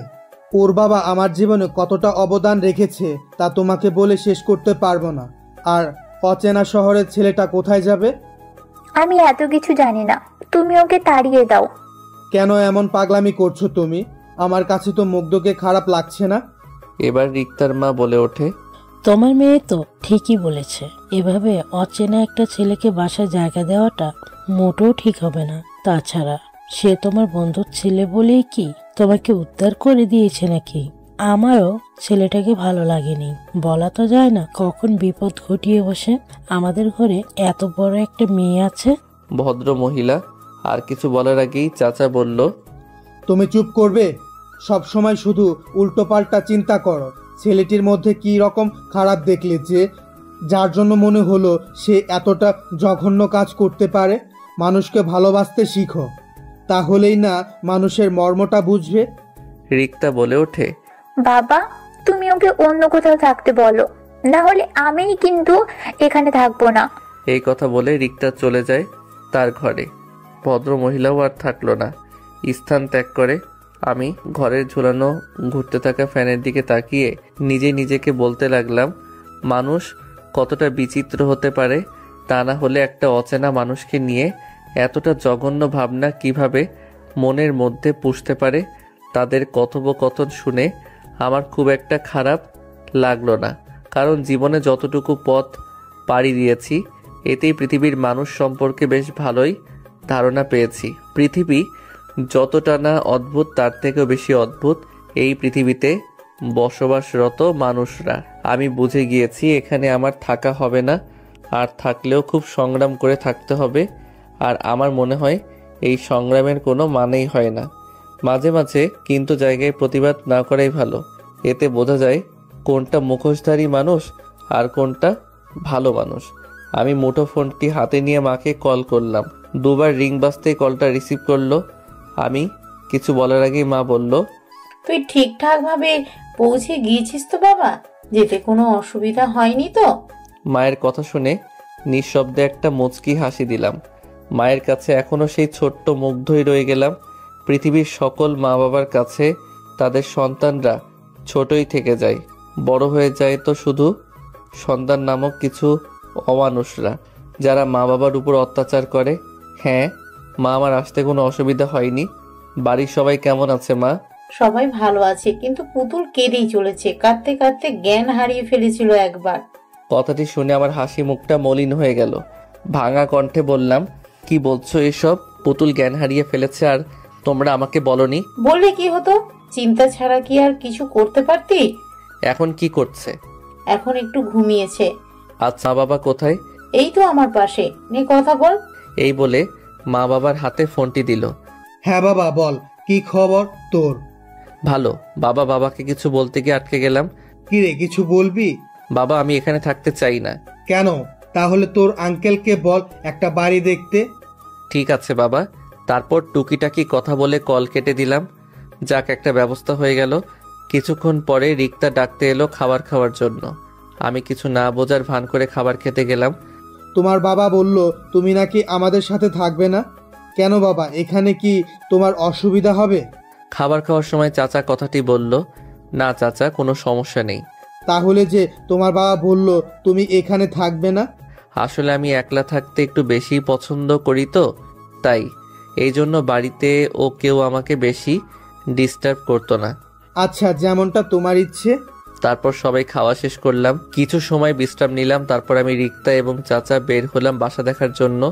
তাদের পাশেই বাসাটা, একলা মানুষ, তাই বেশি দেখাশোনা করলাম না। সন্ধ্যার মধ্যে সবকিছু গোছগাছ করে নিলাম। আমার পুতুল বউয়ের সাথে কথা বলবো বলে কল দিলাম মাকে। মা বলল, বাবা তোর বাড়ি পছন্দ হয়েছে? হ্যাঁ মা, হয়েছে। আচ্ছা মা, পুতুল কি এখনো ঘুমায়? না, ঘরে বসে আছে মন খারাপ করে। আচ্ছা, ফোনটা পুতুলকে দাও। পুতুল মামুনি, তোমার ভাইয়া ফোন করেছে, তোমার সাথে কথা বলবে। না, আমি বলবো না। না, আমি কথা বলবো না। ফোনের ওপাশ থেকে আমি স্পষ্ট নাক টানা শব্দ পাচ্ছি। তার মানে পুতুল এখনো কাঁদছে। আমি মাকে বললাম, মা, পুতুলকে বলে দাও আমার সাথে কথা না বললে আর কখনো বাড়ি ফিরবো না। মা পুতুলকে কথাটি বলার সঙ্গে সঙ্গেই পুতুল চিৎকার দিয়ে ফোনটা হাতে নিল। ফোন কানে নিয়ে শুধু কাঁদছে। পিচিটার চোখের এক এক ফোঁটা আমার বুকে তীরের মতো এসে বিঁধতে লাগলো। জানি না পিচিটার চোখের পানি আমাকে কেন এতটা আঘাত করে। আমি চোখের কোণায় জমে থাকা ফোঁটা ফোঁটা পানি মুছে দিলাম। আমার পুতুল বউটা কি এভাবেই কাঁদবে, নাকি আমার সাথেও কথা বলবে? আমি তোমার সাথে কোনো কথা বলবো না। তুমি খুব পচা। তুমি আমাকে একা ফেলে চলে গেছো। এখন আমি কার সাথে খেলবো? আমাকে কে পড়াবে? আমাকে তো তুমি ছাড়া আর কেউ পড়াতে পারে না। কথাগুলো বলে ডুকরে ডুকরে কেঁদে ওঠে পুতুল। ওর এমন বেদনাদায়ক কথাগুলো আমার বুকের ভিতরটাকে দুমড়ে মুচড়ে দিল। ইচ্ছে করছে এখনই ছুটে চলে যাই পিচিটার কাছে। পুতুল বউ, তুই যদি আর একবার কাঁদিস তাহলে আমি আর কখনো বাড়ি ফিরবো না বলে দিলাম। কথাটি বলার সঙ্গে সঙ্গেই কান্না বন্ধ। যাক, ঔষধ কাজে দিয়েছে তাহলে। আমি আবার বললাম, তুই জাদু দেখবি? তুমি তো অনেক দূরে, তাহলে দেখবো কিভাবে? চাইলেই যায়। আমার পড়ার টেবিলের ড্রয়ারে গিয়ে দেখ, তোর জন্য চকলেট রাখা আছে। আর প্রতিদিন সকালে গিয়ে দেখতে পারবি তোর জন্য চকলেট রাখা থাকবে। কিন্তু তুমি তো অনেক দূরে, তাহলে কে আমার জন্য চকলেট রাখবে? এটাই তো জাদু। তুই যখন ঘুমিয়ে পড়বি তখন একটা পরি গিয়ে চকলেট রাখবে তোর জন্য। ফোন রেখে দৌড় দিল আমার ঘরে। চকলেটের জন্য একদম পাগলি। দীর্ঘ 5 বছর পর আজ বাড়িতে ফিরছি। নিজের অনুভূতিটা আজ অন্যরকম লাগছে। প্রিয় মানুষের মুখগুলো দেখব বলে। আজ আবার সেই আমার পিচিটাকে দেখতে পাবো। না জানি পিচিটা কতটা বড় হয়ে গেছে। আমাকে দেখলে কি চিনতে পারবে, নাকি আমি তাকে দেখলে চিনতে পারবো? জানি না কি উপহার অপেক্ষা করছে আমার জন্য। দীর্ঘ সময় জার্নির পর বাড়ির সামনে এসে নামলাম। সবকিছু কতটা পরিবর্তন হয়ে গেছে। আমি বাড়ির সামনে গিয়ে দাঁড়ালাম। কিছুটা অবাক হয়ে যাই বটে, কারণ আমাদের বাড়ির সামনে এক ঝাঁক মেয়ে ফুটবল খেলছে। তাদের মধ্যে রয়েছে একটা বড় মেয়ে। মেয়েটাকে ঠিক মতো দেখা যাচ্ছে না। আমি আর সেদিকে না তাকিয়ে বাড়ির দিকে অগ্রসর হলাম। হঠাৎ মাথায় ভারী কিছুর আঘাত পেলাম। মাথাটা ভন ভন করে ঘুরতে লাগলো। পিছনে ঘুরে দেখি বড় মেয়েটি দৌড়ে আসছে আমার দিকে ফুটবল নেওয়ার জন্য। তার মানে এই মেয়েটার কাজ এটা। ভারী বজ্জাত মেয়ে তো, চেনা নেই জানা নেই, হুট করে একজন অপরিচিত মানুষকে বল দিয়ে আঘাত করলো। মেয়েটি আমার সামনে এসে বল কুড়িয়ে নেওয়ার পরে আমার দিকে তাকালো। আমি কিছু বলতে যাব তার আগে মেয়েটি আমাকে জড়িয়ে ধরলো। আচমকা এমন ঘটনার জন্য মোটেই প্রস্তুত ছিলাম না। মেয়েটি হঠাৎ আমাকে জড়িয়ে ধরলো কেন? কে এই মেয়েটি? এসব নানান চিন্তা ঘুরপাক খেতে লাগলো আমার মাথায়। ইতিমধ্যে আমার পুরো শরীরটা অবশ হয়ে যেতে শুরু করে। মনে হচ্ছে অনেক পুরনো কিছুর সঙ্গে আমার সংঘর্ষ হয়েছে, যার জন্য মনের ভিতর অজানা শিহরণ বয়ে যাচ্ছে। হঠাৎ আমার বুকে ভেজা অনুভব করলাম। মনে হচ্ছে মেয়েটি কাঁদছে, কিন্তু কেন কাঁদছে? সব কিছু আমার অজানা। আমার এগুলোকে জানবার খুব ইচ্ছে জাগছে মনে। এতক্ষণে হুঁশ এলো আমার। আমি মেয়েটির মাথা আমার বুক থেকে তুলে দেখলাম মেয়েটির চোখ জোড়া আবছা লাল হয়ে গেছে। আমি কণ্ঠে জোর এনে বললাম, এ কি, আপনি কাঁদছেন কেন? কি হয়েছে আপনার? মেয়েটি আমার কথা শুনে মনে অনেকটা অবাক হলো মনে হচ্ছে। আমিও ভাবতে লাগলাম এতটা অবাক হওয়ার কারণ। মেয়েটি কপট রেগে কোমরে 2 হাত রেখে বলল, তুমি আমাকে চিনতে পারোনি? আমাকে তুমি করে সম্বোধন করায় অনেকটা অবাক হলাম আমি। আমাকে কিছু বলার সুযোগ না দিয়ে আবার সে বলল, আজ তোমাকে দেখাবো মজা। এই বলে ফুটবল রেখে আমাদের বাড়ির ভিতরে চলে গেল। আমি আরো বেশি অবাক হলাম মেয়েটির এমন হুটহাট কাজকর্ম দেখে। মেয়েটি আমাকে জড়িয়ে ধরলই বা কেন, কাঁদলই বা কেন, আর আমাদের বাড়ির ভিতরেই বা গেল কেন? সবকিছু আমার মাথা ঘুরিয়ে দিচ্ছে। হয়তো আমাদের পরিচিত কেউ হবে তাই এমন আচরণ করছে, কিন্তু আমার পুতুল বউটাকে দেখতে না পেয়ে মনটা নিমিষেই খারাপ হয়ে গেল, যার জন্য মনটা সবসময় ছটফট করে। এখনও তার দেখাই মিলল না। এসব চিন্তা বাদ দিয়ে বাড়িতে সামনে এসে কলিং বেল বাজালাম। কয়েক মুহূর্ত পর ছোট মা এসে দরজা খুলে দিল। আমাকে দেখার সঙ্গে সঙ্গেই ছোট মার চোখের পানি গড়িয়ে এলো। কলিজা বলে চিৎকার দিয়ে আমাকে জড়িয়ে ধরে কাঁদতে লাগলো। হয়তো এটা খুশির কান্না। এই কান্না থামাতে নেই। কলিজার শব্দটি শুনে ঘরে থাকা আমার জননী ও এক প্রকার দৌড়ে চলে এলো। ছোট মা আমার কপালে গালে চুমো দিয়ে ভরিয়ে দিল। এবার মা আমাকে দেখে যেন অজর ধারায় চোখের পানি ফেলতে লাগলো। আমি বুঝি না মায়েরা কেন এমন হয়। সন্তানকে বহুদিন পর দেখলেই কেন কাঁদে, আর দূরে কোথাও গেলেই কেন কাঁদে। আমাকে দেখে মা একদম বরফ হয়ে গেছে। আমি একটু এগিয়ে গিয়ে মাকে পরম মমতায় জড়িয়ে ধরলাম। মা এবার হাউমাউ করে কাঁদতে লাগলো। আমি বুঝতে পারছি মায়ের কান্না থামাবো কিনা। আমি মায়ের চোখের পানি মুছিয়ে দিয়ে ভাঙা কণ্ঠে জোর এনে বললাম, মা আমি কি তোমাদের চোখের পানি দেখার জন্য এত দূর ছুটে এলাম নাকি? তোমাদের মুখে পূর্ণিমার হাসি দেখার জন্য এসেছি। মা বুঝতে পারলো আমার কথায় অভিমানের মিশ্রণ রয়েছে, আর আমার অভিমান খুব সহজে ভাঙবার নয়, সেটা মা খুব ভালো করেই জানে।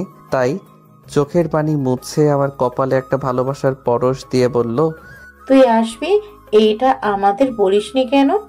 একেবারে যেহেতু চলে এসেছি তাই ভাবলাম সারপ্রাইজ দেব। তুই এমন এমন সারপ্রাইজ দিস, মানুষের হার্ট অ্যাটাক হওয়ার মতো সারপ্রাইজ। বেশ ভারী কণ্ঠে কথাটি বলল আমার জননী। উফ মা, এসব ফালতু কথা আমার জন্য একদম পছন্দ না। আচ্ছা ঠিক আছে, আর বলবো না। নিজের মাকে পেয়ে আমাকে ভুলে গিয়েছিস। আমি কে যে আমাকে মনে হবে? পিছন থেকে অতি জোরালো অভিমানী কণ্ঠে ছোট মা কথাটি বলল। আমি এবার মাকে ছেড়ে ছোট মাকে গিয়ে জড়িয়ে ধরি। ছোট মার কপালে শব্দ করে ছোট্ট একটা চুমু খাই। আমি জানি ছোট মা আমার উপর বেশিক্ষণ রাগ বা অভিমান করে থাকবে না। ছোট মার কাঁধে আমার দুহাত পেঁচিয়ে বললাম, তোমরা দুই মা মিলে আমার দুটো পৃথিবী। তোমাদের কাউকে আমি আলাদা চোখে দেখি না। মাকে যতটা ভালোবাসি তোমাকেও ঠিক ততটাই ভালোবাসি। তোমাদের দুই মায়ের মাঝে আমি কোনো বৈষম্য রাখি না। ছোট মা আমার মাথায় হাত বুলিয়ে দিয়ে বলে, আমরা ভাগ্য করে তোর মতো সন্তান পেয়েছি। আমি দুজনকে হাসানোর জন্য বললাম, আমি ভাবতেই পারিনি তোমরা এত তাড়াতাড়ি বুড়ি হয়ে যাবে। 5 বছরই বুড়ি হয়ে গেলাম আমরা? তা নয় তো কি, মাথার প্রায় চুল তো পেকে গেছে। তাহলে তো বুড়ি হয়ে গেছো তোমরা, তাই না? আমার কথা শুনে আমার দুই জননী ফিক করে হেসে দেয়। দুটো চাঁদের হাসি একসাথে হলে কতটা সুন্দর হতে পারে তার বর্ণনা দেওয়ার ক্ষমতা আমি অধমের নেই। মায়েদের সাথে খুনসুটি করলেও আমার দু চোখ যেন খুঁজে হয় না অন্য কাউকে। আমি এসেছি পর্যন্ত এখনো আমার পুতুল বউয়ের কোনো দেখা নেই। তোর পুতুল বউ ঘরে আছে। পিছন থেকে মায়ের কথাটি শুনে হকচকিয়ে উঠলাম আমি। বেশি ভনিতা না করে বললাম, আমি এসেছি। এটা কি পুতুল বুঝতে পারিনি নাকি বুঝে ও আসছে না? তা জানি না, তবে তুই আসায় কয়েক মুহূর্ত আগে মন খারাপ করে হন হন করে ঘরে গেল। মনে হয় কারোর সাথে ঝগড়া করে এসেছে। আমি লাগেজ আর কাঁধের ব্যাগটা মায়ের হাতে দিয়ে গুটি গুটি পায়ে এগিয়ে যেতে লাগলাম পিচিটার ঘরের দিকে। আমার উল্টো দিক হয়ে ঘাপটি মেরে বসে আছে। এটা কি তার অভিযান? আমি কণ্ঠ কাঁপিয়ে ডাক দিলাম, পুতুল বউ। ডাকটি দেওয়ার সময় আমার যেন অন্তরাত্মা কেঁপে উঠল।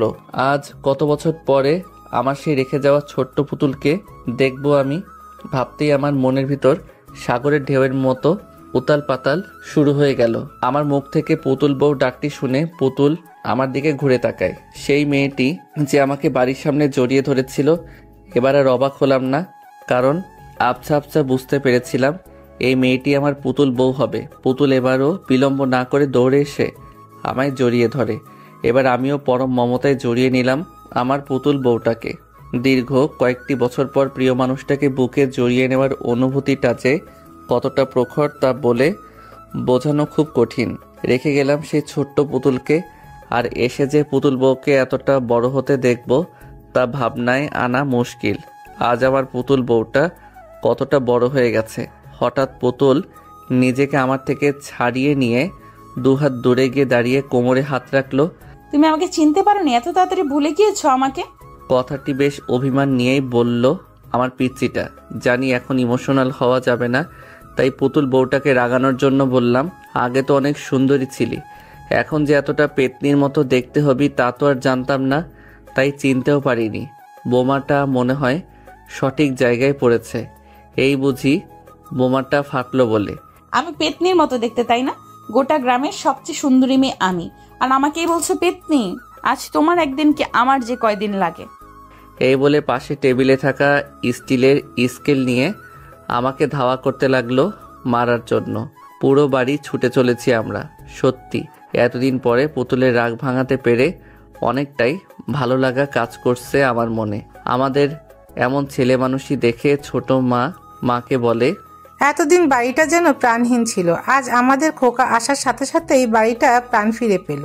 ছোট মার কথা শুনে মা একটা তৃপ্তির হাসি দিয়ে বলল, ঠিক বলেছিস ছোট, একমাত্র ছেলে মেয়ে দুটোই আমাদের বাড়ির প্রাণ। ওদের ছাড়া বাড়িটা একেবারে নিষ্প্রাণ। ছেলেটা হুট করে এসে আমাদের চমকে দিল, আর দুজন একসাথে হয়েই কেমন খুনসুটি ও দুষ্টুমিতে মেতে উঠল। পিচ্চিটার দৌড়ানি খেয়ে আমি হাঁপিয়ে গেলাম, কিন্তু পিচ্চির হাঁপিয়ে যাওয়ার কোনো নামগন্ধ নেই মাত্র। একটা সময় না পেরে আমি সোফায় ধপ করে বসে পড়লাম।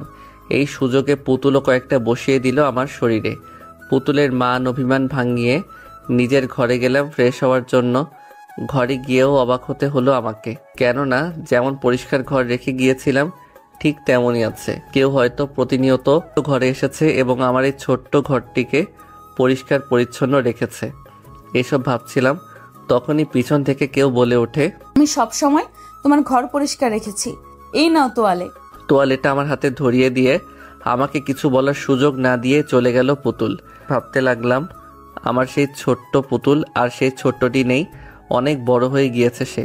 একটা সময় ছিল আমাদেরকেই তার কাজ করে দিতে হতো, আর এখন সে আমাদের কাজ করে দেয়। এসব ভাবনা বাদ দিয়ে বাথরুমে গিয়ে গোসল করে নিলাম, তারপর খেয়ে নিলাম।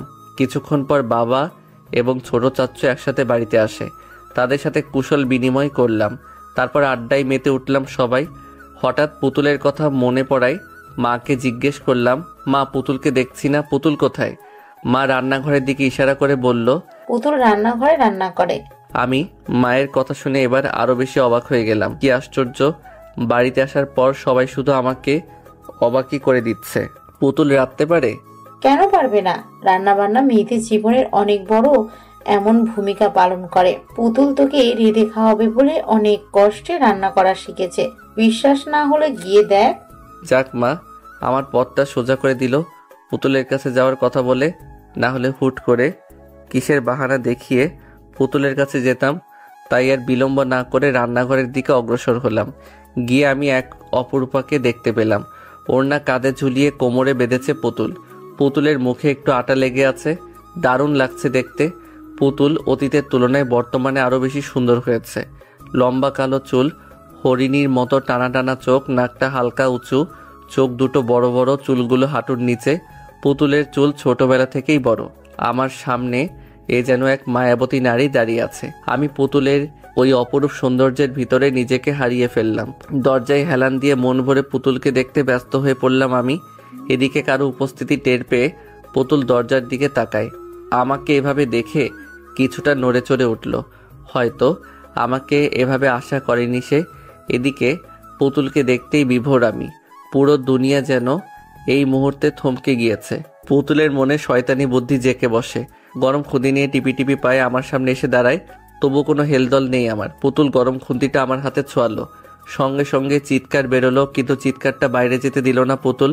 তার আগেই তার ওই নমনীয় কোমল হাত দিয়ে আমার মুখটা চেপে ধরে। পুতুল একদম আমার শরীরের সাথে লেপ্টে গেছে। আমি পুতুলের তুলনায় একটু লম্বা হওয়ায় আমার মুখ চেপে ধরায় আমার একদম কাছে আসতে হয়েছে তাকে।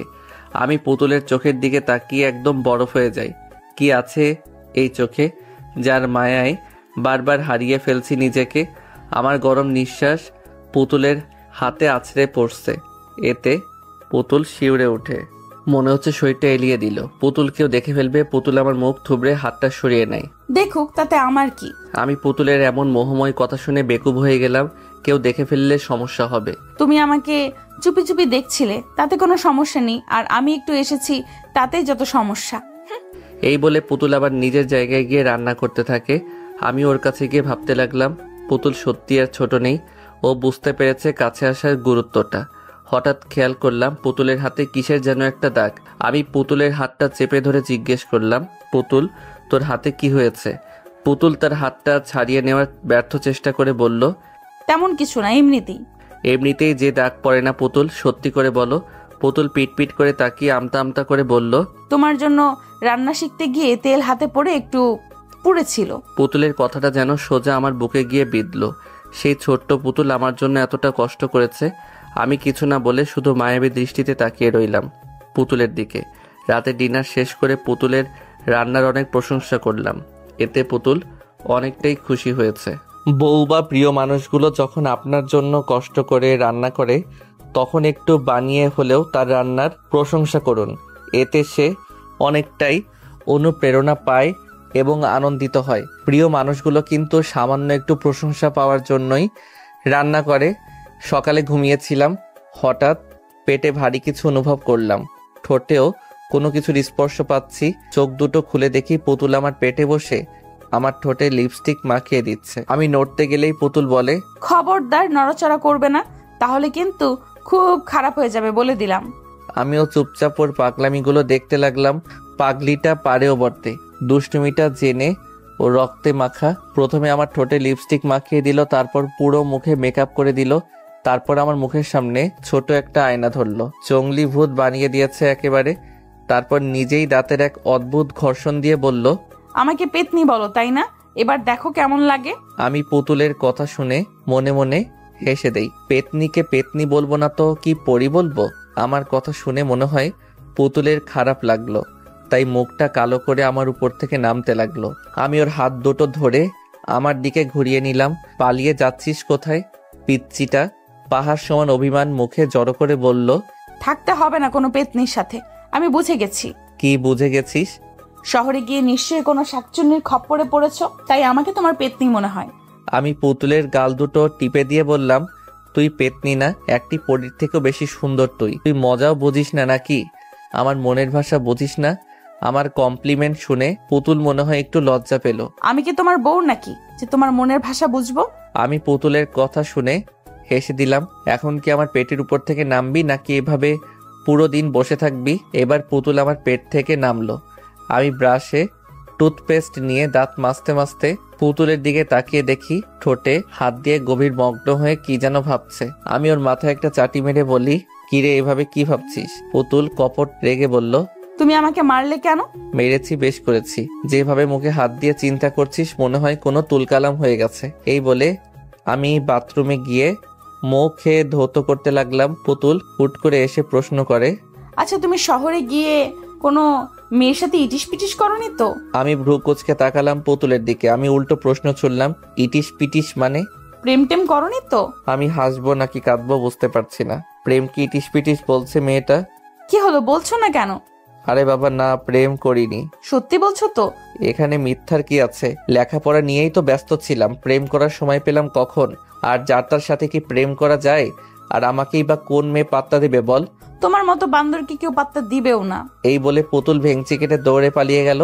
ছোটবেলাতে যেমন ইসরে পাকা ছিল এখনো তেমনটি আছে, তবে ওর এই পাগলামিগুলোই আমাদের সুখের সন্ধান মিলিয়ে দেয়। আজ আবারও বাড়ি ছাড়তে হচ্ছে চাকরির সুবাদে। পরিবার স্বজন পুতুলকে ছেড়ে আবারও অজানা ঠিকানায় পাড়ি জমালাম আমি। বেশ ভালোই কাটছিল দিনগুলো। দেখতে দেখতে সপ্তাহ, মাস, বছর কেটে গেল। একদিন অফিসে বসে কাজ করছিলাম, হঠাৎ মুঠো ফোনটি বেজে ওঠে। হাতে নিয়ে দেখি বাবার নাম্বার। বেশ খুশি মনেই রিসিভ করে কানে ধরলাম। হ্যাঁ বাবা, কেমন আছো? আর বাড়ির সবাই কেমন আছে? আমরা সবাই ভালো আছি। তুই কেমন আছিস বাবা? এই তো ভালো। তোকে একটা জরুরি কথা বলবো বলে কল করা। হ্যাঁ বলো। আমরা পুতুলের বিয়ে ঠিক করেছি। বাবার এই ছোট্ট বাক্যটি শুনে আমার যেন পুরো পৃথিবী কেঁপে উঠল। আমি নিজের কানকে বিশ্বাস করতে পারছি না। পুতুলের বিয়ে ঠিক করেছে? আমার কাছে ঘটে যাওয়া গত মুহূর্তটা অবিশ্বাস্য মনে হচ্ছে। তবুও নিজেকে ঠিক রেখে বললাম, এত তাড়াতাড়ি বুড়িটার বিয়ে? হ্যাঁ, ভালো পাত্র পেয়েছি। ছেলে অনেক বড় সরকারি অফিসার। পুতুল অনেক সুখে থাকবে। আমি একটা দীর্ঘশ্বাস ছেড়ে বললাম, পুতুল জানে? না। আমি শুধু ঠিক আছে বলে রেখে দিলাম। আজ আমার পৃথিবীটা বড্ড অসহায় হয়ে পড়ল। আমার পুতুল বউটা অন্য কারো হবে বলে, যাকে নিয়ে ছোটবেলা থেকেই আমার এই ছোট্ট মনে স্বপ্ন বুনেছিলাম, আস্তে আস্তে আমার চোখ দুটো ঝাপসা হতে লাগলো। আমি ভারাক্রান্ত মন নিয়ে বাগানে বসে বুকে দুহাত গুজে আকাশপানে এক পলকে তাকিয়ে আছি। ভাবছি 2 দিনে আমার পুরো পৃথিবীটাই উল্টে গেল। যাকে নিয়ে ছোটবেলা থেকে মনে ঘর বাঁধার স্বপ্ন পুষে রেখেছিলাম, এখন সে অন্য কারো হয়ে যাবে। এই কথাটি ভাবতেই বারবার বুকের ভেতরটা ছ্যাদ করে ওঠে।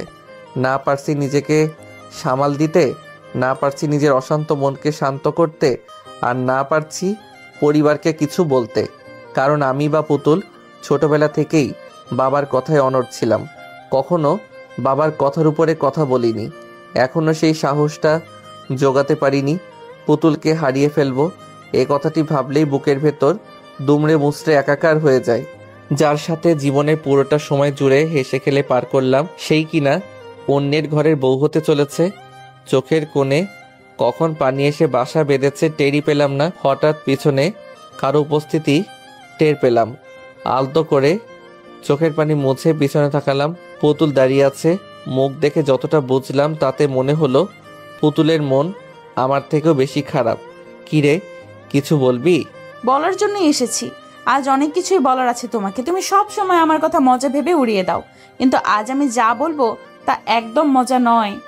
আজ পুতুলের কথার সুর পাল্টে গেছে। এতদিন তার বলা প্রতিটি কথায় দুষ্টুমি লুকিয়ে থাকতো, কিন্তু আজ মনে হচ্ছে পুতুল দুষ্টুমির মুডে নেই। আজ সত্যিই সে সিরিয়াস।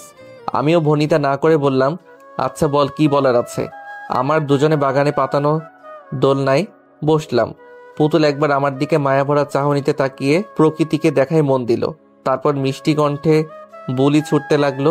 ভাইয়া, তোমার মনে আছে সেদিনের কথা, যেদিন তুমি পরন্ত বিকেলে নদীর ধারে বসে নদীর সৌন্দর্য দেখছিলে? পুতুলের কথা শুনে অনেকটাই অবাক হলাম। এত পুরনো কথাও পুতুলের মনে আছে?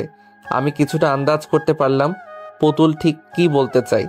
তবুও পুরো বিষয়টা পরিষ্কার হবার জন্য বললাম, মনে আছে। সেদিন আমি তোমাকে বলেছিলাম, ভাইয়া তুমি আমাকে বিয়ে করবে, আমি তোমার সব কাজ করে দিব। সেদিন তুমি আমার কান টেনে বলেছিলে আমি যখন বড় হয়ে বিয়ের উপযুক্ত হব তখন তুমি আমাকে বউ বানাবে। আমি কথা কাটানোর জন্য বললাম, পাগলি, ওটা তো মজা করে বলেছিলাম। তোমার কাছে ব্যাপারটা মজার হলেও আমি কিন্তু একদম মজা করিনি। সেদিন তুমি বলেছিলে আমাকে বিয়ে করবে। আজ সত্যি তোমার বউ হতে চাই। আমি পারবো না অন্য কাউকে বিয়ে করতে। আমি তোমাকে অনেক ভালোবাসি ভাইয়া। আমি পুতুলের কথা শুনে ওর মুখের দিকে তাকালাম। চোখ দিয়ে নীরবে পানি পড়ছে। আমি কখনো ভাবতেও পারিনি পুতুল এত পুরনো কথা মনে রেখে সেই ভালোবাসার দাবি নিয়ে আবারও আমার সামনে এসে দাঁড়াবে। মানুষ জীবনে অনেক কিছু আশা করে না, কিন্তু সেই না চাওয়া জিনিসটাই জীবনে আসে। আবার অনেক কিছু চেয়ে হাজার চেষ্টা করেও পাওয়া যায় না। জীবন কি অদ্ভুত। তুই কি বলছিস এসব? এটা কখনো সম্ভব নয়। কেন সম্ভব নয়? তুমি আমাকে কখনো ভালোবাসোনি? কি উত্তর দেব এখন আমি? কথা বলার ভাষা যে হারিয়ে গেল। আমিও যে তোকে নিজের থেকেও বেশি ভালোবাসি, কিন্তু পরিবার আর সমাজের জন্য ভালোবাসাটাকে প্রকাশ করতে পারছি না। আমি নিশ্চুপ থাকায় পুতুল হয়তো ভেবে নিয়েছে আমি সত্যিই তাকে ভালোবাসি না, তাই আবার বলতে থাকে, তুমি যদি সত্যি আমাকে ভালো না বাসো তাহলে কেন এত কেয়ার করো আমার? কেউ আমাকে মারলে তুমি কেন এতটা রাগ করতে? আমি না খেলে তুমিও কেন খাওয়া বন্ধ রাখতে? আমার সামান্য একটু কষ্টে কেন তুমি এত কষ্ট পেতে? আমি না খেয়ে ঘুমালে তুমিও কেন না খেয়ে ঘুমাতে? উত্তর দাও। নাকি এগুলো সব মিথ্যে অভিনয়? আমাকে ভালো না বাসলে কেন সব সময় আমাকে সবার কাছে বেশি প্রাধান্য দিয়েছো তুমি? কেন দিনের পর দিন আমার এত অত্যাচার সহ্য করেছো? তুমি কি কখনোই আমাকে ভালোবাসোনি, নাকি আমি শুধু তোমার চাচাতো বোন? পুতুলের কথা ধারালো তীরের মতো আমার বুকে বিঁধতে লাগলো। এতটা প্রখর তার কথার বলি, সেই দিনের সেই পিচ্চিটা আমাকে এতটা ভালোবাসবে তা আমার ভাবনার বাইরে। আমি পুতুলকে সান্ত্বনা দেওয়ার জন্য বললাম, দেখো পুতুল, এখানে আমাদের ভালোবাসার কোনো মূল্য নেই, আর আমি তোকে ভালোবাসলেও এর কোনো ফায়দা নেই। কারণ আমাদের সম্পর্ক আমাদের পরিবার এবং সমাজ কেউই মানবে না। তুই এই বিয়েতে রাজি হয়ে যা, দেখবি অনেক সুখী হবি। আমার কথা শুনে পুতুল মিছে একটা হাসি দিল ঠোঁট বাঁকিয়ে। আমি বুঝলাম না আমি হাসির কি বললাম। যে মানুষটা অন্যায়ের বিরুদ্ধে সব সময় রুখে দাঁড়ায় আজ সেই বিড়াল হয়ে গেছে। আরে তুমি কোন সমাজের কথা বলছো, যেই সমাজ মানুষের কষ্টে প্রাণ খুলে হাসে? আমি তোমাকে ভালোবাসি, আর একটা মানুষ কখন কাউকে ভালোবাসে জানো? যখন সে কারো কাছে নিজের সুখ খুঁজে পায়, ঠিক তখনই তাকে ভালোবাসে। আমি তোমাকে ভালোবাসি, তাই তোমার কাছেই সুখে থাকবো। তুমি কেন বুঝতে পারছো না আমার ভালো থাকার চাবিকাঠিই যে তুমি?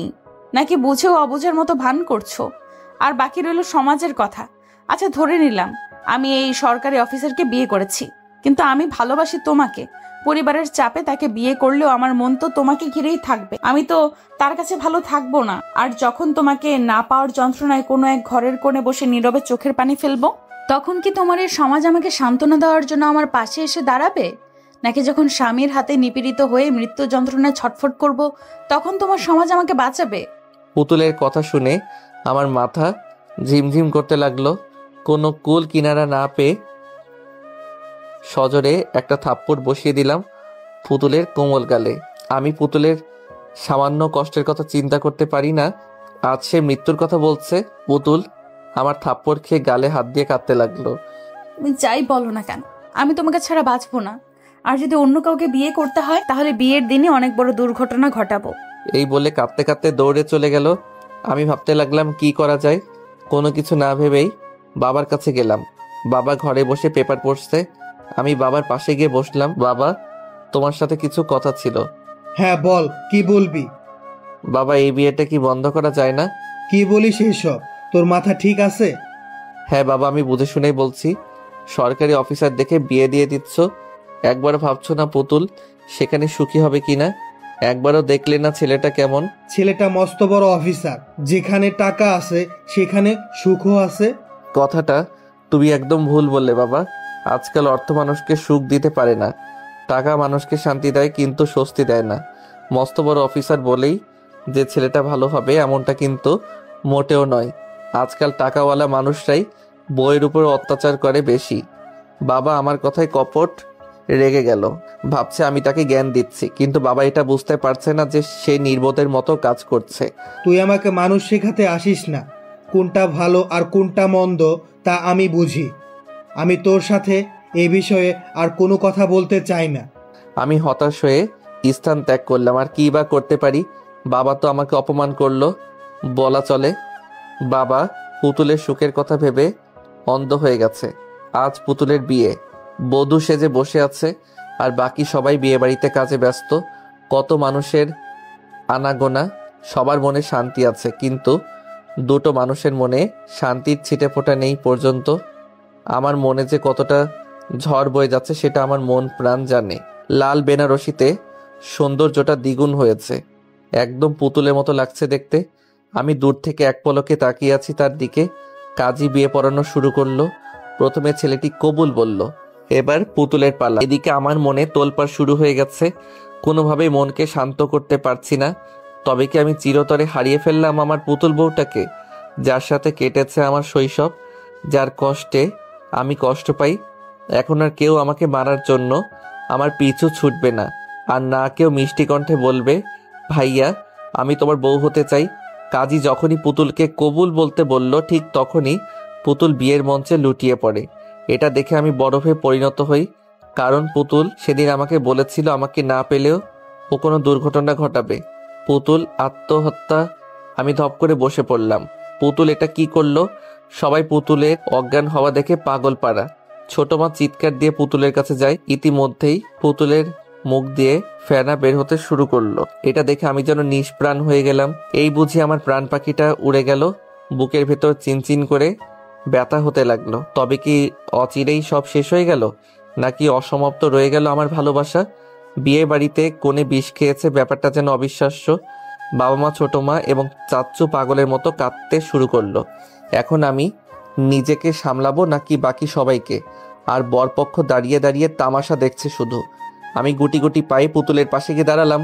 হঠাৎ বাবা খেয়াল করলো পুতুলের হাতে একটা কাগজ, সম্ভবত কোনো চিঠি হবে হয়তো। বাবা পুতুলের হাত থেকে চিঠিটা নিয়ে যেই না খুলতে যাবে, তখনই আমি পুতুলকে কোলে নিয়ে ছুটতে লাগলাম হাসপাতালের উদ্দেশ্যে। আমি থাকতে আমার পুতুল বউয়ের কিছু হতে পারে না। আমি বিশ্বাস করি আমার পুতুল বউ আমাকে ছেড়ে একা যেতে পারে না। আমার পিছু পিছু বাকি সবাই ছুট লাগালো। কোনো রকমে একটা ট্যাক্সি নিয়ে হাসপাতালে গেলাম। পুতুলকে ওটিতে নেওয়া হলো। ডক্টর আর কয়েকটা নার্স ওটিতে গেল। কিছু সময় পরে ডক্টরের মাথা ঘুরতে লাগলো। এটা কেমন রোগী? ডক্টর কোনো কিছু বুঝতে না পেরে মাথা চুলকাতে শুরু করে। এটা দেখে নার্স জিজ্ঞেস করে, স্যার আপনি ঠিক আছেন তো? কোনো সমস্যা? ডক্টর এবার ঠোঁট চুলকাতে শুরু করে বলল, সমস্যা আমার মাথায় নাকি রোগীর পেটে সেটাই তো বুঝতে পারছি না। এটা রোগী নাকি অন্য কিছু? ডক্টরের কথা শুনে নার্স তাজ্জব বনে চলে গেল। স্যার, রোগীর পেটে তো অবশ্যই সমস্যা আছে, কারণ তার পেটে বিষ আছে। নার্সের কথা শুনে ডক্টর তার চোখের চশমাটা নাকের ডগায় নামিয়ে নার্সের দিকে তাকিয়ে বলল, আরে কোথায় বিষ? কিসের বিষ? কেমন বিষ? ডক্টরের এমন প্রলাপ বাক্য শুনে নার্সের জ্ঞান হারাবার মতো অবস্থা। এটা লেখাপড়া করা ডক্টর নাকি হাতুড়ি থেরাপি দেওয়া ডক্টর? বেটার বুড়ো বয়সে ডাক্তারি ভুলে গেল নাকি? মনে মনে কথাগুলো ভাবলো নার্স। আরে স্যার, রোগীর পেটে বিষ আর আপনি বিষ খুঁজে বেড়াচ্ছেন? আরে রোগীর পেটে কোনো বিষ টিষ নেই, সে তো দিব্যি শ্বাস নিচ্ছে। এবার নার্সের মনে ভয় ঢুকে গেল। রোগী ভূত টুত নয়তো? ভয়ের চোটে নার্সটা তোতলাতে শুরু করলো। স্যার? নার্সের মুখে শ্যাশা শব্দটি শুনে এবার ডক্টরের চোখ টেরা হয়ে গেল। ই শাসা শাসা করছো? স্যার, তাহলে ওর মুখে কিসের ফেনা? টুথপেস্টের ফেনা। রোগীর তো কিছুই হয়নি। কিছু যখন হয়নি, তাহলে আমরা রোগী রোগী করছি কেন? হঠাৎ পিছন থেকে কেউ ডক্টরের হাত টেনে ধরে। এতে ডক্টরের প্যান্ট ঢিলে হয়ে গেল। অপরদিকে পুতুলকে ওটিতে নেওয়ার পরে বাবা পুতুলের হাতে থাকা চিঠিটা খুলে পড়তে লাগলো। পড়ার পরে ধপ করে বসে পড়ে চেয়ারে। এটা দেখে বাকি সবাই উত্তেজিত হয়ে বাবাকে সামলায়। চাচ্চু বাবাকে জিজ্ঞেস করে, কি লেখা আছে ওতে ভাইয়া? বাবা চিঠিটা চাচ্চুর হাতে দেয়। সেটা জোরে জোরে পড়তে শুরু করলো। প্রিয় বাবা এবং বড় বাবা, তোমরা আমাকে অনেক ভালোবাসো তা আমি জানি, এবং তোমরা সুখের কথা ভেবেই এই বিয়েটা দিচ্ছ। কিন্তু আমি এই বিয়েতে সুখী হতে পারবো না, কারণ আমি ছোটবেলা থেকেই একজনকে মনে প্রাণে ভালোবেসে এসেছি। সে আর কেউ নয়, মুগ্ধ ভাইয়া। ছোটবেলা থেকে স্বপ্ন ছিল ভাইয়ার বউ হবার। ভেবেছিলাম কখনো তোমাদের ছেড়ে অন্য কোথাও যাব না, চিরকাল আমরা একসাথেই থাকবো। আমি যখন ছোট ছিলাম তখন তোমরা আমাকে ভাইয়ার বউ বলতে, আর তখন আমার অনেক লজ্জা হতো, অপরদিকে খুশিও হতাম খুব। একদিন তোমরাই বলেছিলে আমাকে ভাইয়ার বউ করবে, কিন্তু তোমরা তোমাদের কথা ভুলে গেছো, এবং ভাইয়াও কথা দিয়েছিল আমাকে তার বউ করবে, সেও তার দেওয়া কথা ভুলে গিয়েছে। তোমরা কেউ আমাকে বোঝোনি আমি ভাইয়াকে অনেক ভালোবাসি, আর ভাইয়াও আমাকে অনেক ভালোবাসে। তোমরা আমাদের সম্পর্ক নাকি মানবে না, তাই তোমাদের সবাইকে ছেড়ে চলে যাচ্ছি একা। আমি পারবো না ভাইয়াকে ছাড়া বাঁচতে, তাই পাড়ি জমালাম না ফেরার দেশে। ইতি তোমাদের আদরের দুষ্টু পুতুল। চিঠিটা শুনে আমার মাথা ভন ভন করতে শুরু করলো। আমি কখন তাকে বললাম যে আমিও ভালোবাসি? মেয়েটা মরবে তবুও কাউকে শান্তি দেবে না। চিঠিটা শুনে সবাই আমার দিকে কেমন যেন অদ্ভুত দৃষ্টিতে তাকালো। নিজেকে এলিয়েন মনে হচ্ছে। বাবা আমার সামনে এসে জিজ্ঞেস করলো, তোরা একে অপরকে ভালোবাসিস? এই বাবা আবার বলে, তোরা একে অপরকে ভালোবাসিস, সেটা আমাদের বলিসনি কেন? আমি কিছু বলতে যাব, তখনই ওটি থেকে ডক্টর এবং নার্স বেরিয়ে আসে। সবাই ডক্টরের কাছে ছুটে যায়। বাবা ডক্টরকে প্রশ্ন করে, ডক্টর, আমাদের মেয়েটার কি অবস্থা? ও ভালো আছে তো? ডক্টর নাগের ডগা চুলকাতে শুরু করে। এটা দেখে নার্স মনে মনে ভাবে, এই বেটার চুলকানির রোগ আছে নাকি? Danger coming coming. ডক্টরের কথা শুনে আমি হাঁ করে তাকিয়ে রইলাম তার দিকে। লেখোকা, এটা আবার কোন দেশের ভাষা? আমি ডক্টরের কথা না বুঝে নার্সকে জিজ্ঞেস করলাম, নার্স ডক্টর কি বলল? আমি তো কিছুই বুঝলাম না। এই সুযোগ ডক্টরকে পচানোর। নার্স 2 হাত মুঠো করে বললেন, আসলে উনি এলিয়েন গ্রুপের ডক্টর, নেপচুন থেকে ডাক্তারি শিখেছেন, তো তাই তার ভাষা কেউ বুঝে না। এই কথা শুনে ডক্টরের কান দিয়ে ধোয়া বেরোচ্ছে। খ্যাপা সারের মতো ফুসতে ফুসতে স্থান ত্যাগ করলো। এদিকে আমার ফিট হওয়ার মতো অবস্থা। কখন না জানি ঠুস করে জ্ঞানটা চাঁদের দেশে চলে যায়। এটা হসপিটাল নাকি পাগলা গারদ? চাচ্চু আবার নার্সকে জিজ্ঞেস করে, আমার মেয়ে ঠিক আছে তো? আসলে আপনার মেয়ের অবস্থা বেশি ভালো না, আপনারা গিয়ে দেখা করুন। সবাই তড়িঘড়ি করে ভিতরে ঢুকলো। ভিতরে গিয়ে দেখে পুতুলের করুণ অবস্থা, জোরে জোরে শ্বাস নিচ্ছে। ছোট মা গিয়ে পুতুলকে বুকে জড়িয়ে নিয়ে পাগলের মতো কাঁদতে থাকে। তুই এটা কেন করলি মা? একবার কি আমাদের বলতে পারলি না তোর ভালোবাসার কথা? আমরা তোদের কখনো আলাদা করতাম বল? তোরাই তো আমাদের ভালো থাকার চাবিকাঠি, তাহলে কেন করলি এমন কাজ? সবার চোখ দিয়ে অজর ধারায় পানি পড়ছে। বাবা পুতুলের মাথার পাশে বসে পুতুলের মাথায় হাত বোলাতে বোলাতে বলল, মারে তুই কেন এত বড় একটা সিদ্ধান্ত নিয়েছিস? শুধু একবার মুখ ফুটে আমার মনের কথাগুলো আমাকে বললে কি আজ এই দিনটা আসতো? তুই তো আমাকে অনেক ভালোবাসিস, তবু আমায় বলতে পারলি না। এবার পুতুল অনেক কষ্টে ভাঙা কণ্ঠে জোরে এনে বলল, বড় বাবা, তোমাকে বললে কি ভাইয়ার সাথে আমাকে বিয়ে দিতে? পুতুলের এমন ভাঙা কণ্ঠের কথা শুনে সবাই ঢুকরে কেঁদে ওঠে। বাবা চোখের পানি মুছে বলল, হ্যাঁ দিতাম। এই কথাটি শুনে পুতুল এক লাফে উঠে বসে বলল, তাহলে এখন বিয়ে দাও ভাইয়ার সাথে। পুতুলের কাণ্ড দেখে এক একজনের চোখ ফুটবলের আকার ধারণ করলো। তো ইতিমধ্যে বুকে হাত দিয়ে ফ্লোরে লুটিয়ে আমি গিয়ে বরের বুকে কান পেতে শুনতে লাগলাম হার্টবিট চলছে নাকি পগার পার, কিন্তু না, এই তো দেখি গান বাজানোর বক্সের মতো শব্দ করছে তার হার্টবিট। আমি কানে কম শুনতে লাগলাম। কে যেন বরের মুখে পানি ঢেলে জ্ঞান ফেরালো। ও ফ্লোর থেকে উঠে বলল, আমি আর এই বিয়ে করবো না। এই মেয়ে এত ডেঞ্জারাস, একে বিয়ে করলে 2 দিনের মাথায় আমার সুস্থ হার্ট অ্যাটাক করে কাতায় চলে যাব। আমি নাই। এ বলে ছেলে হাওয়া হয়ে গেল। যা সালাম, বর কোথায় ভ্যানিশ হয়ে গেল। যাক, আপদ বিদায় হলো। রাগে চাচ্চুর চোখ লাল হয়ে গেছে। তুই এতক্ষণ আমাদের সাথে নাটক করলি? এই বলে পুতুলকে মারার জন্য হাত তুলল। সঙ্গে সঙ্গে বাবা চাচ্চুর হাত ধরে ফেলল। আহ ছোট, কি পাগলামো করছিস? আমার বৌমাকে মারার কথা আর জীবনেও ভাববি না। বাবার কথা শুনে আমি টাসকি খেলাম। দাদার পোলা কয় কি? আর বৌমা শব্দটি শুনে পুতুল এতটাই লজ্জা পেল যে তার মুখ লাল টমেটোর মতো রঙে পরিণত হলো। বাবা আবারও বলতে লাগলো, দোষটা ছিল আমাদেরই, আমরাই বুঝতে পারিনি আমাদের ছেলে মেয়েদের। ছোটবেলা থেকে এতটা মহব্বত তাদের দুজনার প্রতি, আর আমি তো ভাবতেই পারিনি আমার পুতুল মা এতটা বড় হয়েছে যে সে কাউকে ভালোবাসতে শিখেছে। আমি আজকেই তোদের বিয়ে দেব। বাসর ঘরে ঢুকে দেখি পুতুল জায়নামাজ বিছিয়ে বসে দুহাত তুলে দোয়া করছে। আমার দেরিতে আসাতে একাই নামাজ শেষ করলো। যাক, তবুও তো আমার পুতুল বউটা কেমন দিনী রূপে দেখে অন্তরাত্মা শীতল হয়ে গেল। অবশেষে পুতুলকে ছোটবেলা থেকে বউ ডাকা আজ সার্থক হলো। আমি আনমনা হয়ে পুতুলকে দেখাতে ব্যস্ত। এদিকে পুতুলের দোয়া শেষ হলে উঠে এসে দেখে আমি দরজার কাছে আনমনা হয়ে তাকিয়ে দেখছি। পুতুল আমার সামনে তুড়ি বাজিয়ে বলল, কি হলো? এইভাবে আনমনে কি দেখছো? ভাবুক দৃষ্টিতে তাকিয়ে রইলাম পুতুলের দিকে। মাশাল্লাহ, মুখে সবকিছু ঠিক আছে, কিন্তু কিসের যেন একটা অভাব রয়েই গেছে। আমি পুতুলের কোমর জড়িয়ে ধরে আলতো করে ওর কপালে শব্দ করে ছোট্ট একটা চুম্বন করলাম। পুতুল আমার ভালোবাসার প্রথম পরশ সাদরে গ্রহণ করলো। তারপর পুতুলের 2 চোখের পাতাতেও চুম্বন করলাম। পুতুল নিষ্পলক চোখে তাকিয়ে আছে আমার দিকে। এ যেন হরিণীর একজোড়া চোখ তাকিয়ে আছে আমার মুখপানে। এতটাই মায়াবী তার চোখ। আমি মাথার পাগড়িটা খুলে রেখে বিছানায় শরীরটা এলিয়ে দিলাম।